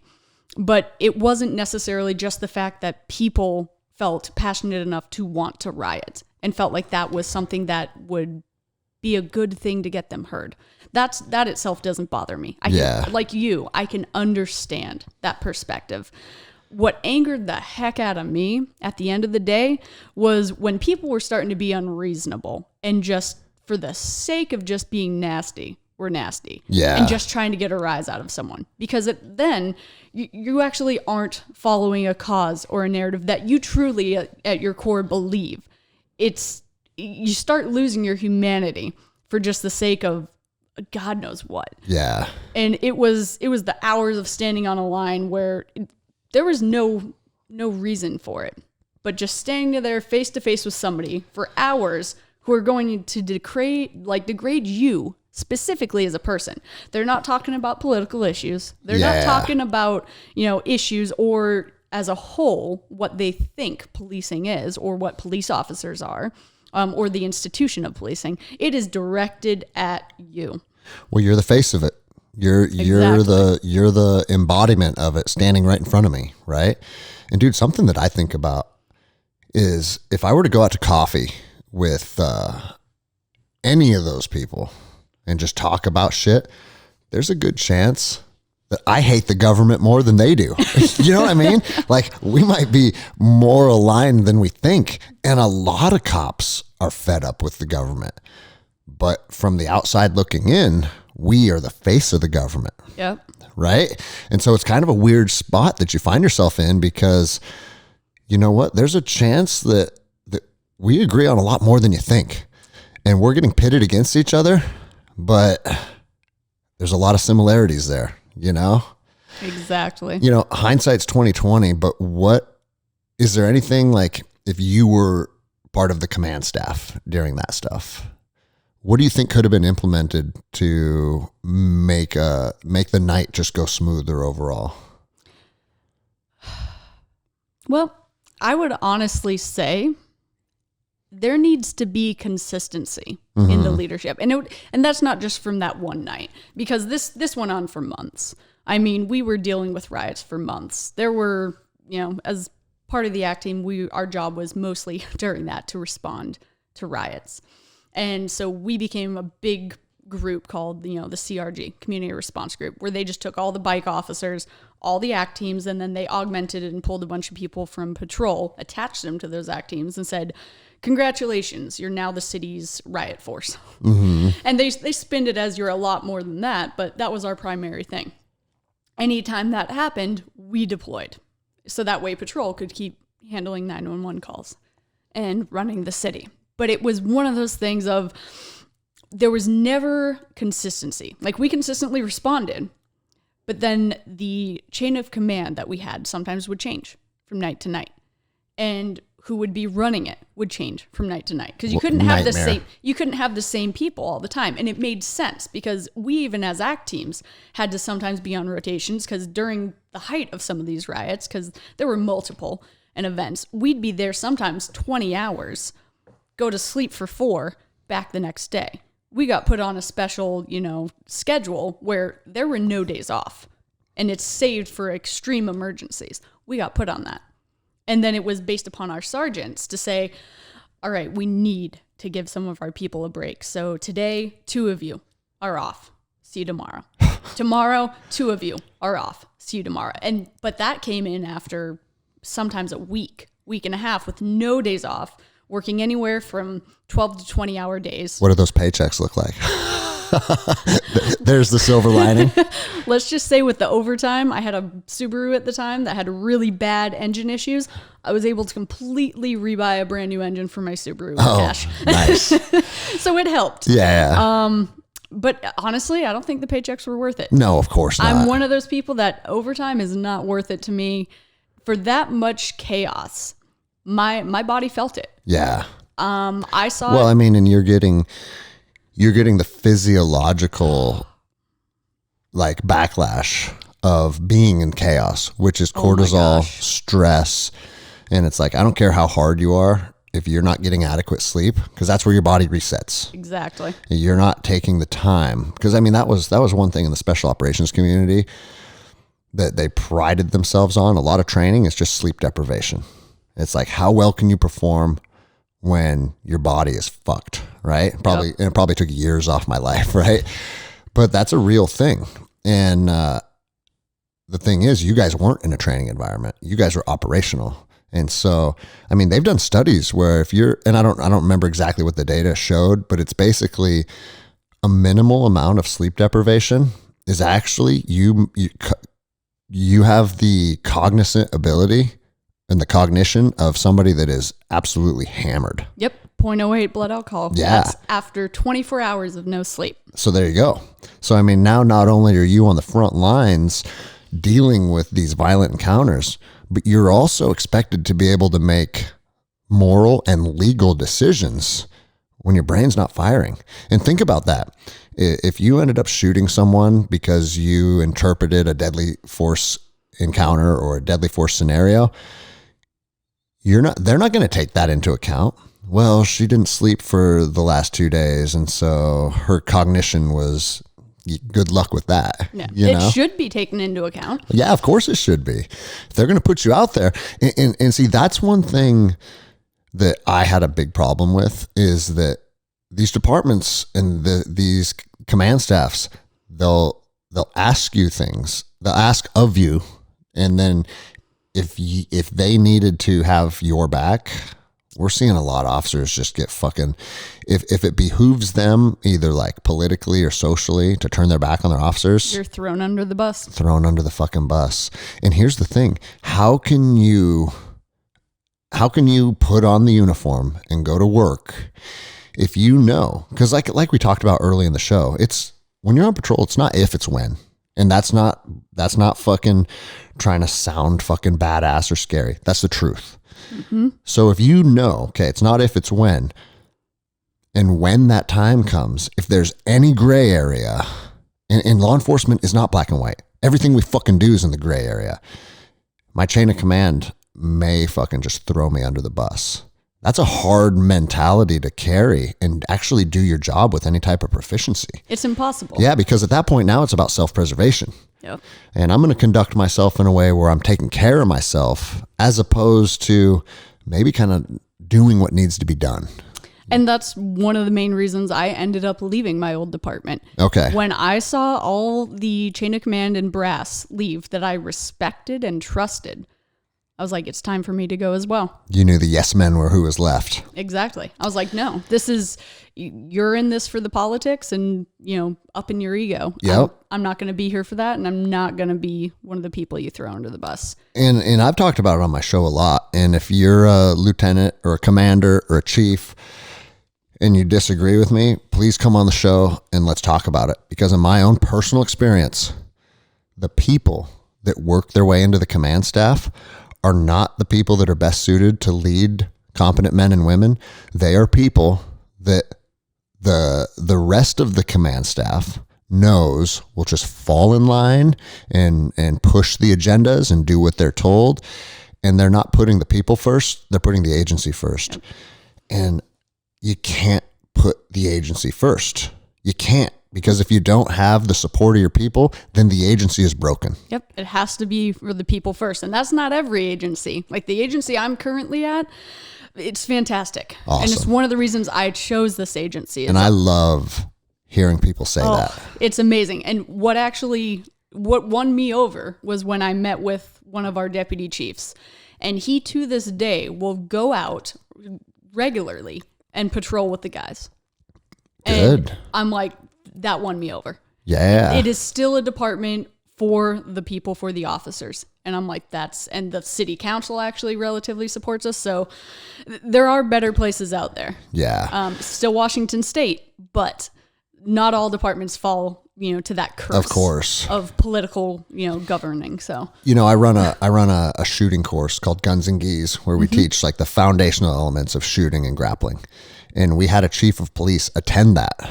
And one thing he said to me, he goes, the truth of my position now is I'm usually stuck behind a desk.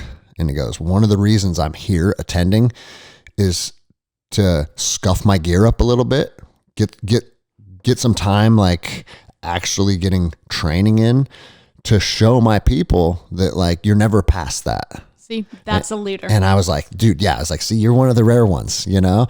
He goes, I can't have the fucking everything looking perfect and shiny and brand new, because if you do, people are inevitably going to just start to be like, hey, you know what? Chief just sits on his ass all day. And perception's reality, right?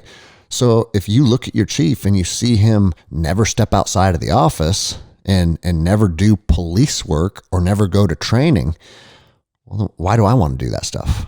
You know what I'm saying? You got to lead by example. I think that's one of the biggest keys. And then the other thing that I've seen, the best leaders that I know, both in the military and the civilian world, they go above and beyond to get to know their people. And if you consider yourself a leader and you're in a leadership position and you don't know some intimate details about every single last person that's underneath you, you're failing as a leader. And that goes for, I mean, like the president of Vortex Optics has become a friend of mine. And he has like 550 employees now. And I was sitting in his office drinking coffee. And he showed me this book that he has where he goes, bro, I think one of the most important leadership qualities is knowing your people. And not just their name, but knowing who they are. And he goes, but at 550 people, it becomes tough. So I have an employee journal. And if I hear like, oh, hey, it's John's kid's birthday next weekend, I'll go to John's page and I'll write that down. And he goes, and it helps me kind of compartmentalize all of my employees, like the details of their life. Man, if you're taking the time to do that for the people that work for you, short of anything past that, that's letting them know like, oh, I'm valuable to you. I'm important to you. And as soon as you give someone importance, they will spill their fucking blood for you. Exactly. That's the truth. I love that you said that your new department is a stark contrast from what you saw in Seattle, because I've always thought, like, shy of working for a chain of command that has my back, I could never be part of the profession again, you know, because the foundational elements, that's what we need. Exactly. So what would you say to a 20-year-old young lady that is interested in a career in law enforcement? Like, what's your professional advice? And it can be fucking run and go sell insurance. I mean, just get, or like, you know, whatever you think is a reasonable advice. Because there's a lot of people that grow up with a dream of being a police officer because there's a lot of aspects of the job that are appealing. But then when you peel back the curtain and you look at the politics and the bullshit, it starts to put people off. Exactly. And I can tell you exactly what I told a 20-year-old young lady a couple months ago, because I'm one of the female officers that they will frequently put ride-alongs with, you know, people who are considering and who are applicants. And they'll send, especially if they're female, they'll send them with me for ride-alongs. Now, because of how honest I am with these people, I'm not sure if they're going to keep doing that anymore. Go to fire. I have said that a few times before. But I also think that I'm relatively fair. Yeah. And kind of, I'm not unbiased. I'm certainly biased because I've done the job. But I try to make what I tell them not sound as biased. But I am honest. I'll tell them, this job is amazing for helping you grow and learn. It might not be amazing for a lifelong career. Mm-hmm. But it depends on what you want to do with your life, your reason for joining law enforcement, what you have set in place beforehand to make sure that you can survive, because this job will change you. This job will fuck you up. Yeah. And it's one of those things of you need to be ready to prepare for that. You need to be able to make sure that it doesn't change at the core who you are. And that if you start feeling that, because you'll start feeling that if you stay in this career long enough, that you have the wherewithal to recognize that. And get the fuck out. And either get the fuck out or do something to remedy that to make sure that you can withhold and maintain your longevity. But if you do nothing and just expect the world to be done for you, you're going to fail. And you're either going to become a miserable person, ruin your personal and or professional life, or you're not going to be effective. So you need to figure it out. And so I tell them, I say, well, one, why do you want to do this job? If it's just because it's exciting and fun, go be a firefighter. Mm-hmm. That's still exciting and fun, but it's a little bit better. Still will fuck you up in some ways, mentally and emotionally. But there's a difference. Yeah. So in fire, you see the horrible things day in, day out. You'll see the things, the medical loss of life that'll mess with you, that'll stick with you forever. But you're always there to save the day. Exactly. And that's a different energy. We're Whereas there to fuck people's days a lot of times. And on top of that, we deal with the small percentage of the population that are going to lie to you. Yeah. Day in, day out. They're going to sit there and tell you bullshit, and you need to sift through it. And you're constantly wondering, all right, this person's not being honest with me. This person may want to harm me. And you have to always sift through and then figure out the truth. That starts to skew your perception of reality and what the majority of people are like. Because if you deal with that long enough, you start thinking, everyone's this way. Yeah. You become jaded. You do. And that's something that I don't think fire deals with as much. Yeah. They deal with some of it. And so we're getting that double whammy. We're getting not only the trauma that fire gets from dealing with the shooting victims, the loss of life, the DOAs, the overdoses, all of that. But then on top of that, we're getting this perception shoved into our head day in, day out that, society's fucked. Yeah. Everyone sucks. Like, you start getting these negative feelings about life and people in general, and it changes you. And you want to know one of the things that compounds that even worse that I've seen? How many cops only hang out with cops? Exactly. Right? So now it's like, hey, you're over at my house and we're watching the UFC. We're supposed to be decompressing and having fun. But before you know it, you're like, did you fucking see that guy I had to arrest last week? And then Chief fucking did this. And it's like, motherfucker, you're back at work right now. Exactly. And this is one thing I tell all cops, and I have a suspicion you're going to agree with me. One of the best parts of joining a jiu-jitsu academy is not just that you are learning a skill set that's going to make you a more effective police officer, but you are now surrounded with a group of people that is just a snapshot of society. And I have people that work at Boeing. I have doctors. I have plumbers. I have HVAC workers. I have soccer moms. I have teachers. Everybody. It doesn't matter who you are, what your background is, race, religion, any of that shit. Jiu-jitsu appeals to everybody. And for that hour and a half, you're not officer so-and-so. I probably have 15 cops at my academy out of 185 students. So they're no longer officer so-and-so. And I think it's important to detach from your profession and kind of come inward into who you are as a person.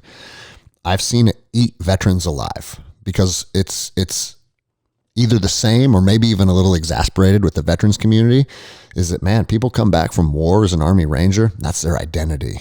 Exactly. And it's like, motherfucker, we were 25. We're 40 now. What are you doing today? And what I find is jiu-jitsu gives people a what am I doing today that actually has a level of importance on it. And, that's my thing. But regardless of what your thing is, you have to find what you're doing today. Because, dude, if your fucking little piece of tin that says officer so-and-so on it, if that really means anything to you, I think you're looking at the profession wrong. Exactly. You need to maintain your autonomy and know that if that career went away tomorrow, because guess what? It can. Oh, fuck yeah, it can. And a lot of times, that's outside of your ability. Exactly. You need to know that you're going to be okay and you still know who you are as a person without this job. And that's how you're actually going to be a better officer. How old are you again? 31. How are you so fucking wise? I was lost at 31. Yeah, but everything you're saying rings true. And, one thing I talk about on the show very often is I honestly think patrol is a 10-year position. Amen. You think that's a reasonable? I do. You used to be able to do a full-time career in law enforcement. With the way it is right now, I don't think it is anymore. I think it's 10 years and then you should move on to something else. Or at least after your 10 years, move on to detectives. Yeah, something, even if you want to stay in the profession, something outside of patrol. Exactly. And you know what I've thought about? And I mean, what do I know? But I fucking think, we're paid by our cities, our municipalities, right? I think that police officers, and maybe this shouldn't be mandatory, but something that's available is every 5 years, you can take a 6-month break where, you go work for the park service or something else that fills a need for the city. So you get to keep your job, you keep your pay, you keep your benefits, but you get to decompress and maybe you fucking build trails to fucking Mount Pilchuck, or I don't know what the fuck it is, but something that people can get away from the grind of patrol and kind of decompress. And then after those 6 months, hey, all right, it's time to come back to patrol. Maybe have that be like a voluntary status or maybe mandatory, because I know a lot of people, they don't understand how toxic like the military or patrol can be until they step away from it. I'm here to tell you, when I got fired, there's a literal and metaphorical weight lifted off your shoulders. Like when you set your fucking vest down and you're not in that thing we did 12-hour shifts. Yep. So you're in a vest for 12 hours a day outside of 1 hour break where we could exercise. And I would use that 1 hour to exercise as hard as I fucking could. Just gnarly CrossFit workouts or gnarly jiu-jitsu rounds. And for me, that was what kind of like, that broke my day up. I'd always try and do the workout like midday. Mm-hmm. But that profession, you don't realize how much it beats you down until you're forced out of it or until you step away from it. And it's like, I tell people now, and this isn't taking a dig at cops, but it's the truth. I wouldn't go back to patrol for $5 million a year because my mental health and my physical body were getting destroyed. Sitting in a car with all that fucking gear on, and you know as well as I do, every single year, it's like, this is another mandatory piece of equipment. We're all carrying Narcan. Okay. Well, Narcan weighs 1/10 of an ounce, right? Whatever. Yeah. Well, now it's mandatory that you carry 3 less than lethals. And now it's mandatory this. Now it's mandatory that. Before you know it, it's 37 pounds of gear. Oh, yeah. And I feel like I'm back as a young ranger patrolling in Afghanistan. And it beats the shit out of you. And 24 months away from the profession, my body feels like it's back to being like healthy. And like, I think a lot of people don't realize that because when you're in the chaos and you're in the middle of the storm, you can't really see outside of it. So that just becomes your new baseline, right? And when your baseline is pain and fucking frustration and cortisol, good luck getting that fucking trajectory changed. Exactly. And I'd like to see, instead of just a mandatory 6 months off, how about from the beginning? And this is going into my wellness and mental health, pedestal. But how about we start setting up our officers for success with mandatory training from the beginning of, the science, the data. What is this going to do to your body? And what are ways that you can actually build this resilience beforehand? Yes. Yeah, like we have so many great resources like Code 4 Northwest, peer support, and they're there to help you when shit absolutely goes south. But why are we waiting until shit absolutely goes south instead of trying to set our officers up for success and building that foundation beforehand? Well, I think I know where your career path is headed, right? I would love to. That's my hope. And the thing is, and again, we talked about it right when we pushed record, but one thing that inspired me to invite you on is you're like, hey, this is what I want to do. I want to build a wellness center, right? And just the fact that you're having like dreams and aspirations outside of the profession, I think it's super important to talk about, because I hear from police officers all the fucking time that are like, man, I want to get out. I'm burned out. I feel like shit. It's hard on my marriage. I feel like it's affecting my relationship with my kids. Like all of these things are super important to us, but you put everything on the back burner because your profession and your identity is a police officer. And the truth is, if you feel that way now, there's a good chance it doesn't get better. So what can you do? Use the time that you're currently in right now. You're still making a paycheck. You still got benefits, and use this as an opportunity to build a platform to jump to the next phase of life. Exactly. And I'm here to tell you, because I've had a lot of people be like, well, you had jiu-jitsu to fall back on. So that was like, you lucked out there. You had something, because my gym has grown exponentially since I left law enforcement to the fact where it's making way more money than I ever made as a cop.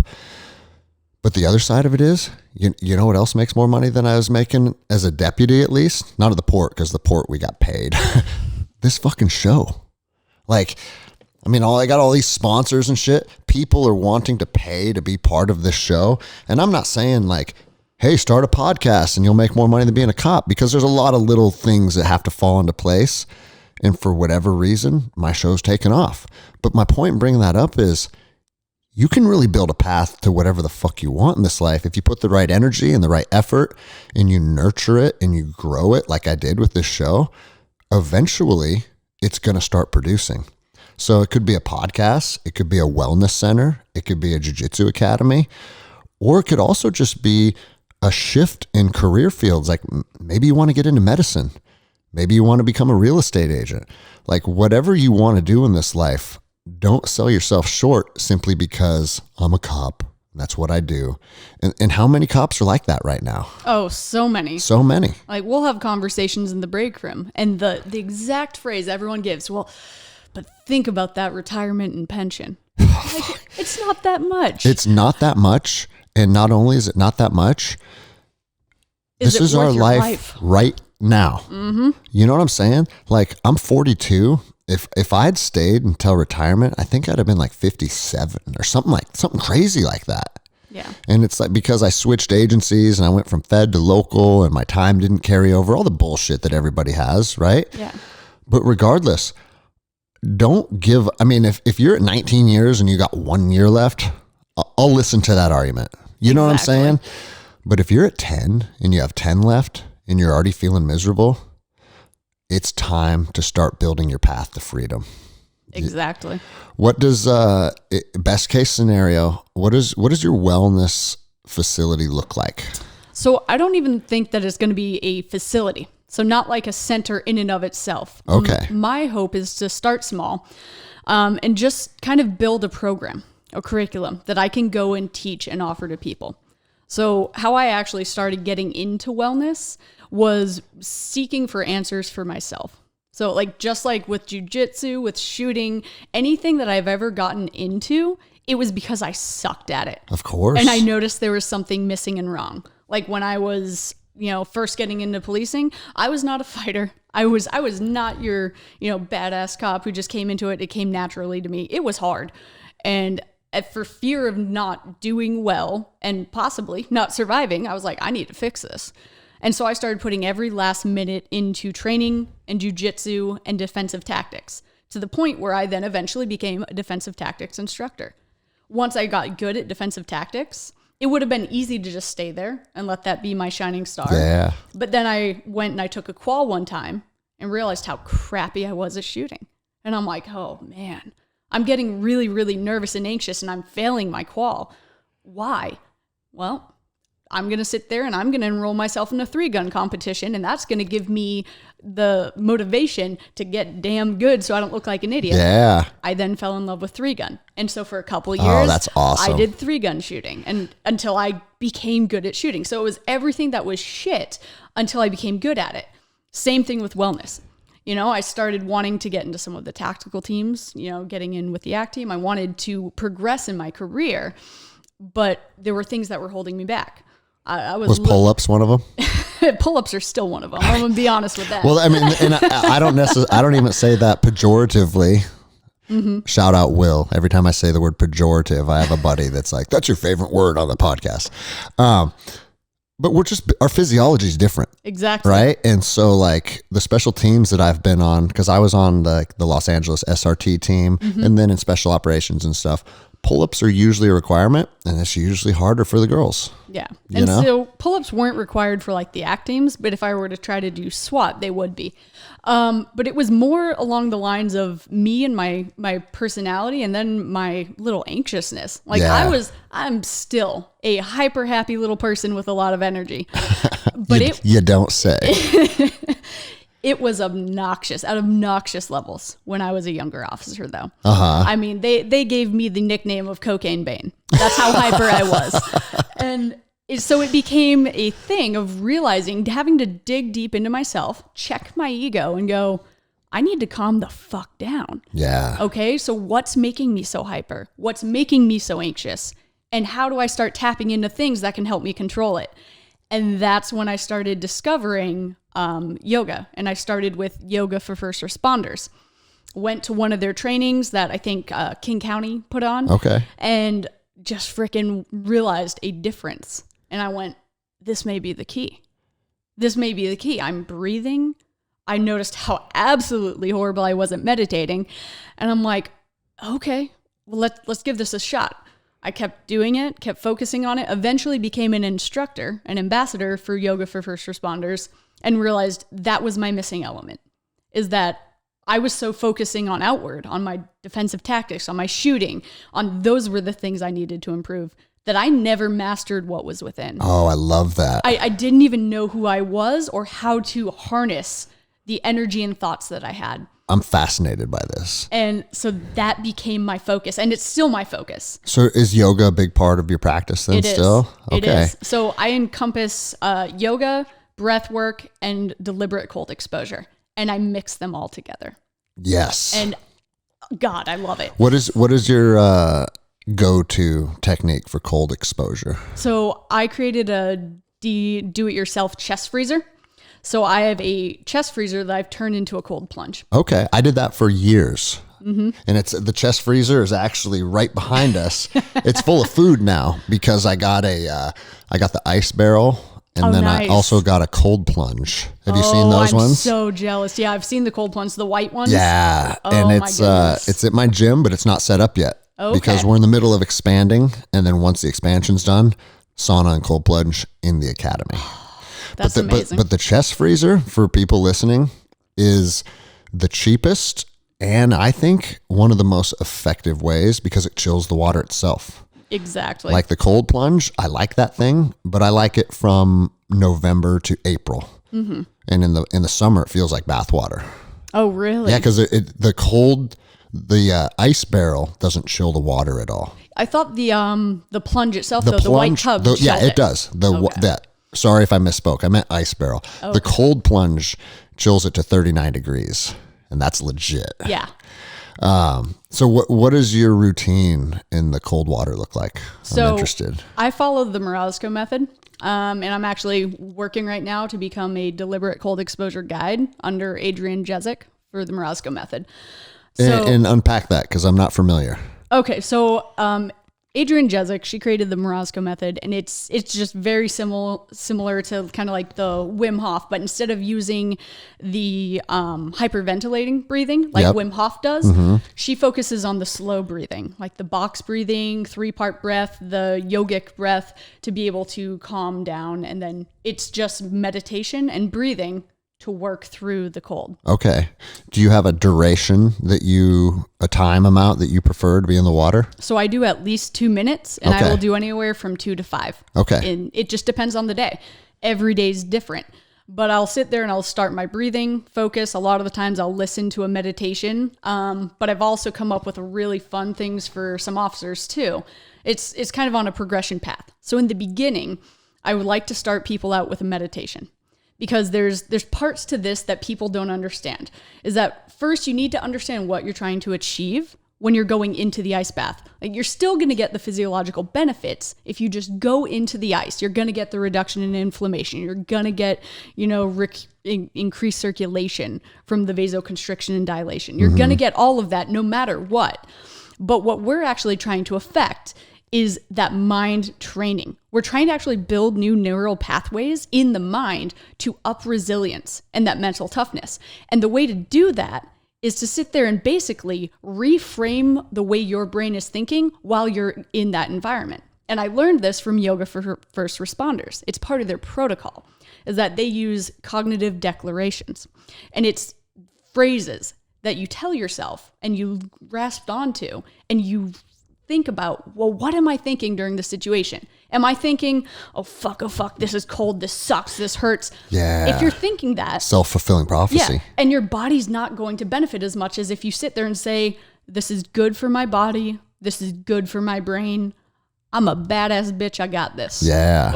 So you grabbed on to words and phrases. So in the beginning, I like to do the guided meditation because we're telling you what to think. We're putting those thoughts into your brain so you don't have room for those negative thoughts. And you're going to start off on your journey with the right mindset, because mindset is the majority of it. Literally everything. It's mindset and breath work. And that's how you're actually going to build those new neural pathways. Otherwise, you're just doing something and you might get a physical benefit, but you're not going to get that mental benefit. And that's the majority of why I personally do it. And I'd like to have police officers do it. Fuck yeah. So, dude, I'm so...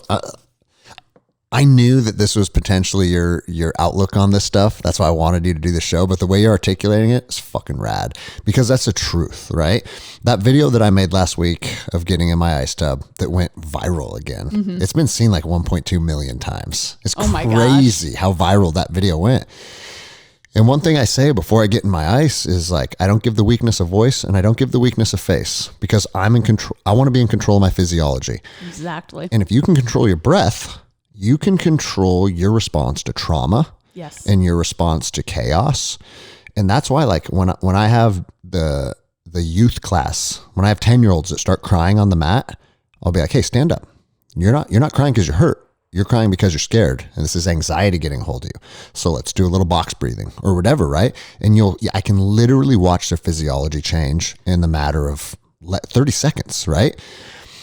And so anytime a video goes viral, you're going to have people from all walks of life, right?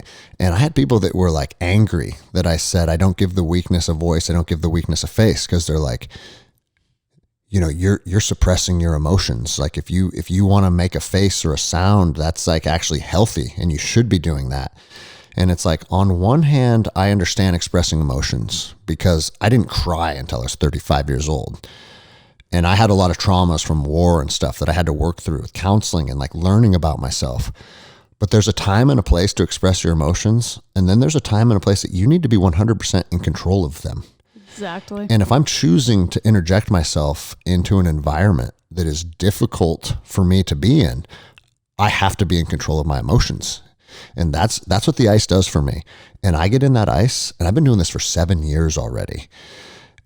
I don't give a shit. Like the pain is there. And that's what I said in the video. I was like, there's something inside of me that is always apprehensive about getting into the water. And it doesn't matter how many times I do this, I still have that little voice in my head that's like, oh, fuck, here we go. Yep. But because I've done it so many times, it has no bearing on my physiology. And I can be comfortable in there. And to the point where I also do 2 to 5 minutes now. I think that's the sweet spot. Mm-hmm. It is. But when I was first getting into this, I was like, more is better. And I'm going to see how long, because Wim Hof does crazy shit. And I'm like, dude, I'm pretty tough. I can do some crazy shit. So my longest exposure, and this was in like 32 degree water, because in my ice tub, I put a lot of salts. Okay. Yeah. So it can actually be at freezing or below. And I did 22 minutes one time. Nice. You say nice. I think my longest was 15, and I was like, nope, this is getting to stupid realm. Well, this is where I realized it was stupid, because I was in my backyard. The sun was out, so I could feel the sun on my face, but I was up to my neck in the water. Mm-hmm. And I said, I'm going to try and do 10 minutes today. Normally I do 5, but I'm going to do 10. But it's like a watched pot never boils, right? Never watch the clock when you're in the ice tub. What I do now is I set a timer that counts downward. So the beep lets me know it's time to get out. But what I was doing initially is I just had a watch that I hit start on, and then I'd check it periodically. And I said, I'm going to do 10 minutes, but I'm not going to look at the clock until I'm pretty sure I'm after my 10 minutes. So I started doing breathing exercises. And the first time I checked my watch, it was 12 minutes. And I was like, oh, fuck yeah, I did it. Well, we're already this close. Let's do 15. The next time I checked was 17. And then I was like, you're so close to 20. Let's check one more time. And so now I'm sitting there and the sun's beating on my face. And I was like, you know what? This water doesn't feel cold anymore. It actually feels warm. I actually feel like I'm in a bath right now. And I could probably sit in this tub indefinitely. And I was just sitting there, and I was like overcome with like euphoria and joy. And then I was like, motherfucker, you're dying. Yeah, that's a warning sign. Yeah. Get the fuck out. And I got out of that tub and was overcome with like this massive amount of pain as my body started to heat back up, to the point where I like had to get in the shower and was laying on my shower trembling, like trying to fucking warm my body back up. And my hands were numb for 6 months. 6 months. My fingertips, even to this day, like if I climb a mountain, like the ends of my thumbs and pointer fingers will start to lose. Like I think I fucked up the capillaries. It's all right. I understand how that is. Well, hey, when we started recording, or before we started, what did I say? I said, hey, on my show, nothing's off top. Nothing's off limits. So if you think you were getting out of here without me hearing the story, how you lost a finger. Oh my God. That's not happening. It's just the tip, Greg. Just the tip. All right. So this was, I want to say, and I'd love to say it's some badass story from work and I got highly compensated because that would make it worth it. But no, of course not. With me, it's a clusterfuck. It's never anything like, it's always the most outlandish thing ever. So it was Thanksgiving 2 years ago. Oh, okay. So that's pretty recently. Oh yeah, pretty recent. And I sat there. It was my first Do you miss your Thanksgiving finger? I kind of do. Every once in a while when I'm painting my nails, I'll go to... But it gives me a 10% discount at all the nail salons. It gets pretty good. I've never had a single person turn me down when I ask them. So anyway, Thanksgiving, first Thanksgiving off, probably in my entire career, right? Mm-hmm. I'm excited. I go over to my best friend Olga's house, and she was my former roommate. Both her and her sister were. So we go over. I don't know anyone named Olga. Really? That's awesome. It's a fantastic name. Is she Russian? Yes. Okay, of course she Ukrainian. Is. Got it. Okay. But let's not, especially right now. We can't clump them together right now. We cannot. But yeah, so I go over to her and her sister's house, and the sister's house actually, and her boyfriend, place in West Seattle. We're having Thanksgiving dinner, and we've got all our dogs there. You know, I have a Siberian Husky. She's got 2 Kaiken, which are little Japanese hunting dogs. Okay. And the dogs used to live together, right? So there should be no problem, right? But we have all our dogs over there, and we're enjoying ourselves and having a glass of wine. And then all of a sudden, she's like, well, we got to take the dogs out for a walk. I'm like, okay, sounds good. So I grab my dog's collar, and I'm getting ready. Last memories I have, I'm going to put my dog's collar on, and a dog fight erupts. I got stuck in the middle of the dog fight. I don't know how it happened. I have absolutely no memory of the fight itself except auditory. When I try to remember the event, all I can remember is hearing the dog fight. And then next thing you know, I black out, I come to, I'm standing at the sink running my finger underwater. So, you know, like when you cut your finger, if you're cooking or something, you instinctively run to the sink and rinse it. Apparently that's what I did. Well, it's probably good though, especially if you got bit. Because like everyone says dogs have clean mouths, but don't they have a bunch of bacteria in their mouth? I think they're cleaner than humans, but yes, there's supposedly a lot of bacteria. So yeah, I came to, and I'm sitting there running, and all of a sudden I look and I'm like, Olga, call 911. My finger's gone.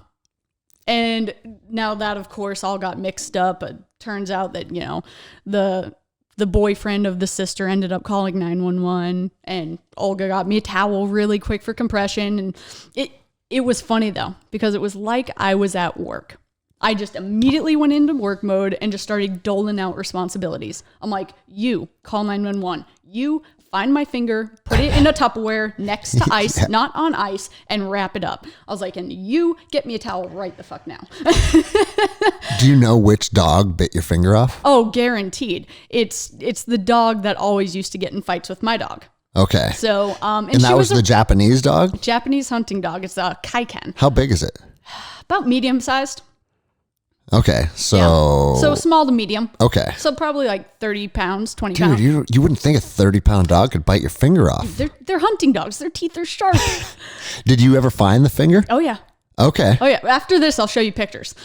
Hell yeah, I can't wait. So we end up... Now, here's the funny part, is it happened within city of Seattle limits. The response was your homies? I'm still a Seattle police officer at this time. And the person that called 911 apparently doesn't deal with these situations very often. So he's a little freaked out, a little worried. And for some odd reason, he thought it was a great idea to scream to dispatch, "She's a police officer!" I don't know how that had anything to do with my finger being missing at the time. But maybe he thought... So I hear about this later from my guys. It then turns into a citywide help the officer. Oh, shit. which they very quickly, stopped it. And we're like, no. That's not what this is. Everybody can calm down and clear. They think it's like an ongoing thing. Exactly. And apparently it didn't even come out as a dogfight. It just came out as a fight. Somebody's missing an arm. And then it came out to, no, it's a dogfight and it's a finger and they're a police officer. And so it was apparently all convoluted at first, but you know how everything that happens is like a game of telephone, though. Oh God, it's great. And so I'm sitting here kind of going in and out now, a little loopy, and start walking down. And I'm like, okay, guys, it's a lockout building. They're not going to be able to come in. Let's go down to them. And I remember my roommate like guiding me down. We're getting my jacket and my purse. She has my dog. She's holding the Tupperware with my finger. And we're walking down and she just goes, what do we do next? I'm like, you walk towards the effing lights. And at this point, I'm starting to kind of go in and out of fuzziness. And I'm like, just don't pass out. Was it a lot of blood loss or just the anxiety of having a finger bitten off? I think it was just the physiological effects of whatever trauma just happened. Okay. My body just went into survival mode. Because I don't think I lost that much blood. I mean, according to the people who had to clean it up in the apartment, it was a murder scene. Yeah, but I think they just haven't seen a lot of blood loss. I don't think it was that much, really. I mean, it's just the tip of a finger. Those usually don't bleed that much. But it was enough between that, a glass or two of wine, and then God knows what happens to your body physiologically when you get a partial amputation of a limb. Yeah. My body's probably like, what is happening? Survival. Boom. Yeah. So I'm kind of just a little loopy going, I have no idea. And so a new rookie that I had actually been training, because I do a lot of DT training and I would work a lot with post-blia. I recognize her. She walks up and the first thing out of her mouth, oh, Demi. And I'm just like, oh, this is embarrassing. And I remember I just looked at her. And this was, I didn't even feel like I was in control at this point. I just went, my fucking finger's gone, and just started crying. And she brought me over, sat me down, and some of the fire people showed up. Apparently some of the people I knew too, because at that time of course, you're always working together. Oh, well, and at that time I was running the joint Seattle Police, Seattle Fire Yoga for First Responders program. Oh, okay. So a lot of people kind of knew me as the face of that. And so some fire guys show up, and at that time, I'm also in EMT school. And so I just look at them. I'm like, guys, don't make this a big deal. It's not like I'm going into hypovolemic shock. Just get me to the hospital so they can sew my finger back on. And they're all laughing. And so the acting sergeant who showed up on scene, I don't know if he was the sergeant or acting sergeant, he was my FTO when I first came on the department. So it was this you had a whole crowd of people that know you. This whole crowd of people that knew me. It immediately went up the chain of command. Hey, one of our officers was in this incident off duty, da-da-da-da-da. And I ended up getting an escort in the back of the patrol car. Now I'm angry about that. Because I'm like, wait a minute. I was like, you stuck me in the back. I know how dirty those seats are. That's what I was just going to say. Ugh. like this is every single morning on patrol. I would pull my car to we had this car wash station and spend probably 20 minutes disinfecting everything because we had shared cars. Yeah. And they're fucking disgusting. Yes, they as are. you know. Exactly. But so they bring me up to the hospital, and then I spent like the next several hours in Harborview in the ER getting my finger sewed up. And obviously, it was not salvageable. It was not. I remember because I walked in, handed them the finger, and the guy comes back and goes, hey, so good news, bad news. Good news, not that bad of an injury. He's like, you already know that. Bad news, we're not going to be able to save it. And I immediately go, what? He's like, so we're going to cut the bone down a little bit more and we're going to sew it up. I'm like, are you serious right now? Fuck. He's like, think about it. He's like, you don't have a bone anymore because it bit straight through the bone. It didn't just deglove it.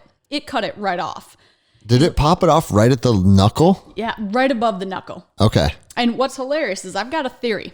Now, the medical people looked at me like I was nuts when I said this, but I had recently, like within the past couple of years, had a cut on my finger from getting stitches, and I had to get stitches. It was when we got those new uniforms. Remember when SPD switched from the French blues to the dark navy? Okay, yeah. So when that happened, I got some new uniforms and the buttonholes weren't cut. And so I had to cut through the buttonholes. And I'm sitting there in the break room watching TV, cutting through the buttonholes with my knife, all safety. And I ended up slicing my finger and having to go to the ER and get stitches. Where it was right where I lost the finger. And so I'm you like, think it compromised it somehow. it's like, you know how like the paper with the perforations? Yeah. I was like, that was my finger. It was perforated. And so in my mind, I'm like, this is technically a work-related injury. That's right, dude. But they did not believe me. Of course not. I know a girl that was playing tetherball, and she reached up to hit the ball as it was coming around, and the rope spun around her finger, this finger actually, right at the first knuckle, and popped it right off. Oof. So yeah, they can like, the human body's weird because sometimes it just seems resilient and tough as fuck, and then other times it's so fragile that it's like, what the fuck, dude? One of my best friends is an ER doc, and he tells me the same thing. He's like, man, you'll get people that come in that he worked in like Baltimore shock trauma and like saw a lot of fucked up stuff. He's like, man, sometimes you'll have someone that's shot 20 times, and by every single like understanding of how the human body works, they should be dead already, and they just won't die. And he goes, and then you get other people that get like the most minor little injury that most people would walk off, and it fucking kills them. Exactly. And it's like, you just never know, It's true. Medicine's weird. How long did it take you to drive down here? Roughly about an hour. Okay, that's a long time then. Because I was going to say, you need to start training jiu-jitsu with us.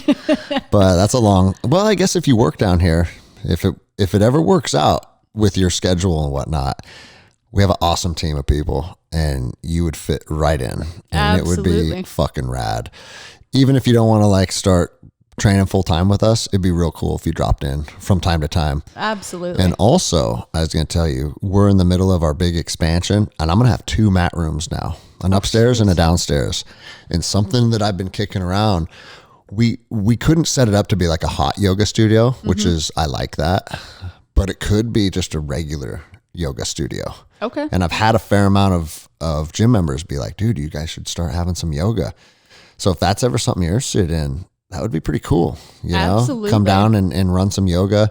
And, I mean, I'm just telling you what I want you to do, so feel free to tell me to fuck off. But I think, I like your mentality. I like your approach. And I think you're putting emphasis on the right aspects of life and doing that through, just martial arts, healthy nutrition choices, yoga, cold exposure.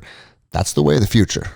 Hell yeah. And for people that don't think that it is, they haven't incorporated it in their life yet. Because once you do, you level up as a human. You feel like a better version of yourself almost fucking immediately. And so I would love for you to come down, get in our cold plunge, meet the team, get some rounds in, all of that stuff. And as long as I'll put you guys all through a yoga class, but you got to be aware, my yoga is not like normal yoga. It's fucking brutal. The only training I've ever had was through yoga for first responders. So I always give that, what's the word here I'm thinking of? Disclaimer. Okay. Is that I am not a trained master yoga professional with my 200 or 500 hours training. Yoga is like, it's not what my go-to is. What I train mostly in is just the mentality. And I use yoga as that conduit for training. Okay. I use the yoga and the cold as the hermetic stressors. Yeah. And that hormesis to be able to put yourself into a stressful situation and then through your mindset and breathing, work through it and retrain your brain. How fun would that be to we could set up like a yoga session on the mats and then everybody rotates through and gets, 2 minutes in the cold or whatever. That's exactly what I want to create. Where I can have people come in, I give them an explanation because you need to know your why. You need to know what's going on and how it's going to affect you and what you're trying to accomplish.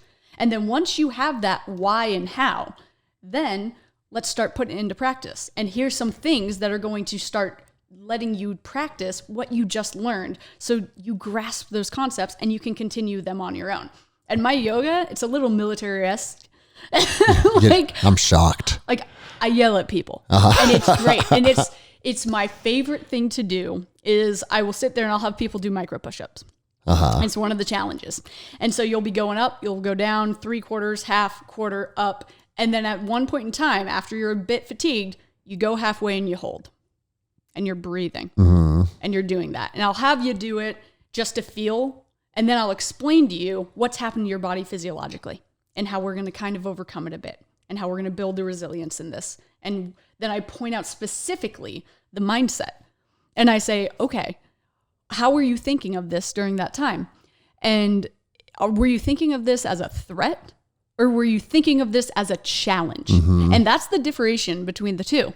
If you think of it as a threat, your body's going to react as if it's a threat. Yeah. That is the entire basis between, a post-traumatic injury is that your body still thinks there's a threat and it's reacting as such. So if your mindset is, this is a challenge, I've got this, your body's going to start reacting as such. You're going to start creating that chain reaction, not to mention reforming those neural pathways of this is how I respond when this happens. Yeah. Both the ice and challenging positions in yoga teach you how to do that in a safe training environment. And I'll get them into that. I'll explain to them that, and they'll say, we're doing it again. Everybody push up position. And then we do it again, and then I hold. And then as they're holding, I'm walking them through. What's your mindset? What are you thinking? You've got this. And then I start yelling, and I say, team, is this a threat or is this a challenge? And I have them scream back to me, challenge. And we do it a couple times until, and just the vibe of that room, when you get a whole group of men just screaming. I've done this with a couple SWAT teams, and you have a whole group of men just like shaking, but being tough as nails and screaming, it's a challenge. Amazing. Dude, I love that shit. Oh, the spirit and that's in that like, room. that's what everything you do in life comes down to, your perception of what's happening, you know? And like in the military, I mean, they use physical training as a tool to build resilience and mental toughness all the time, getting fucking smoked. And one thing my drill sergeant said to me, I was an 18-year-old kid and we're just getting thrashed, right? And he goes, listen up, privates. It's important that you guys know I can fatigue your muscles, but I shouldn't be able to fucking smoke you. And it's like, oh, he's right. Like, lactic acid will build up. Physiology's physiology. My muscles can get fatigued, but getting smoked, that's like a mental choice to feel the weakness. Yep. You know? I love this shit. All right. I want you to come to my academy. I want you to put everybody through that once we get everything up and running. That would be fucking cool. Dude, we're already at 2 hours and 12 minutes. Oh my gosh. This is about, I know, they always go quick. This is about where I wrap it up. Okay. But I always ask guests, because inevitably someone's going to hear this and they're going to want to reach out to you. Are you cool if I attach your Instagram in the show notes? Absolutely. I actually just created a new Instagram for just my first responder health and wellness. So you can direct them to that one. So that way it's separate from my personal one. Yeah, you don't want all the creeps fucking stalking you on your real shit, right? Exactly. And if you're a creep, leave her the fuck alone. All right. Thank you. It's happened once before. So I appreciate that. Is there anything else on your mind or anything else that you wanted to talk about today before we wrap this up? No, that's about it. Just thanks so much for giving me the time, inviting me to speak with you. Of course. It's been a pleasure. I can tell you right now, we got good energy, and this isn't the last time we'll sit down and do this. So sounds great. I appreciate you.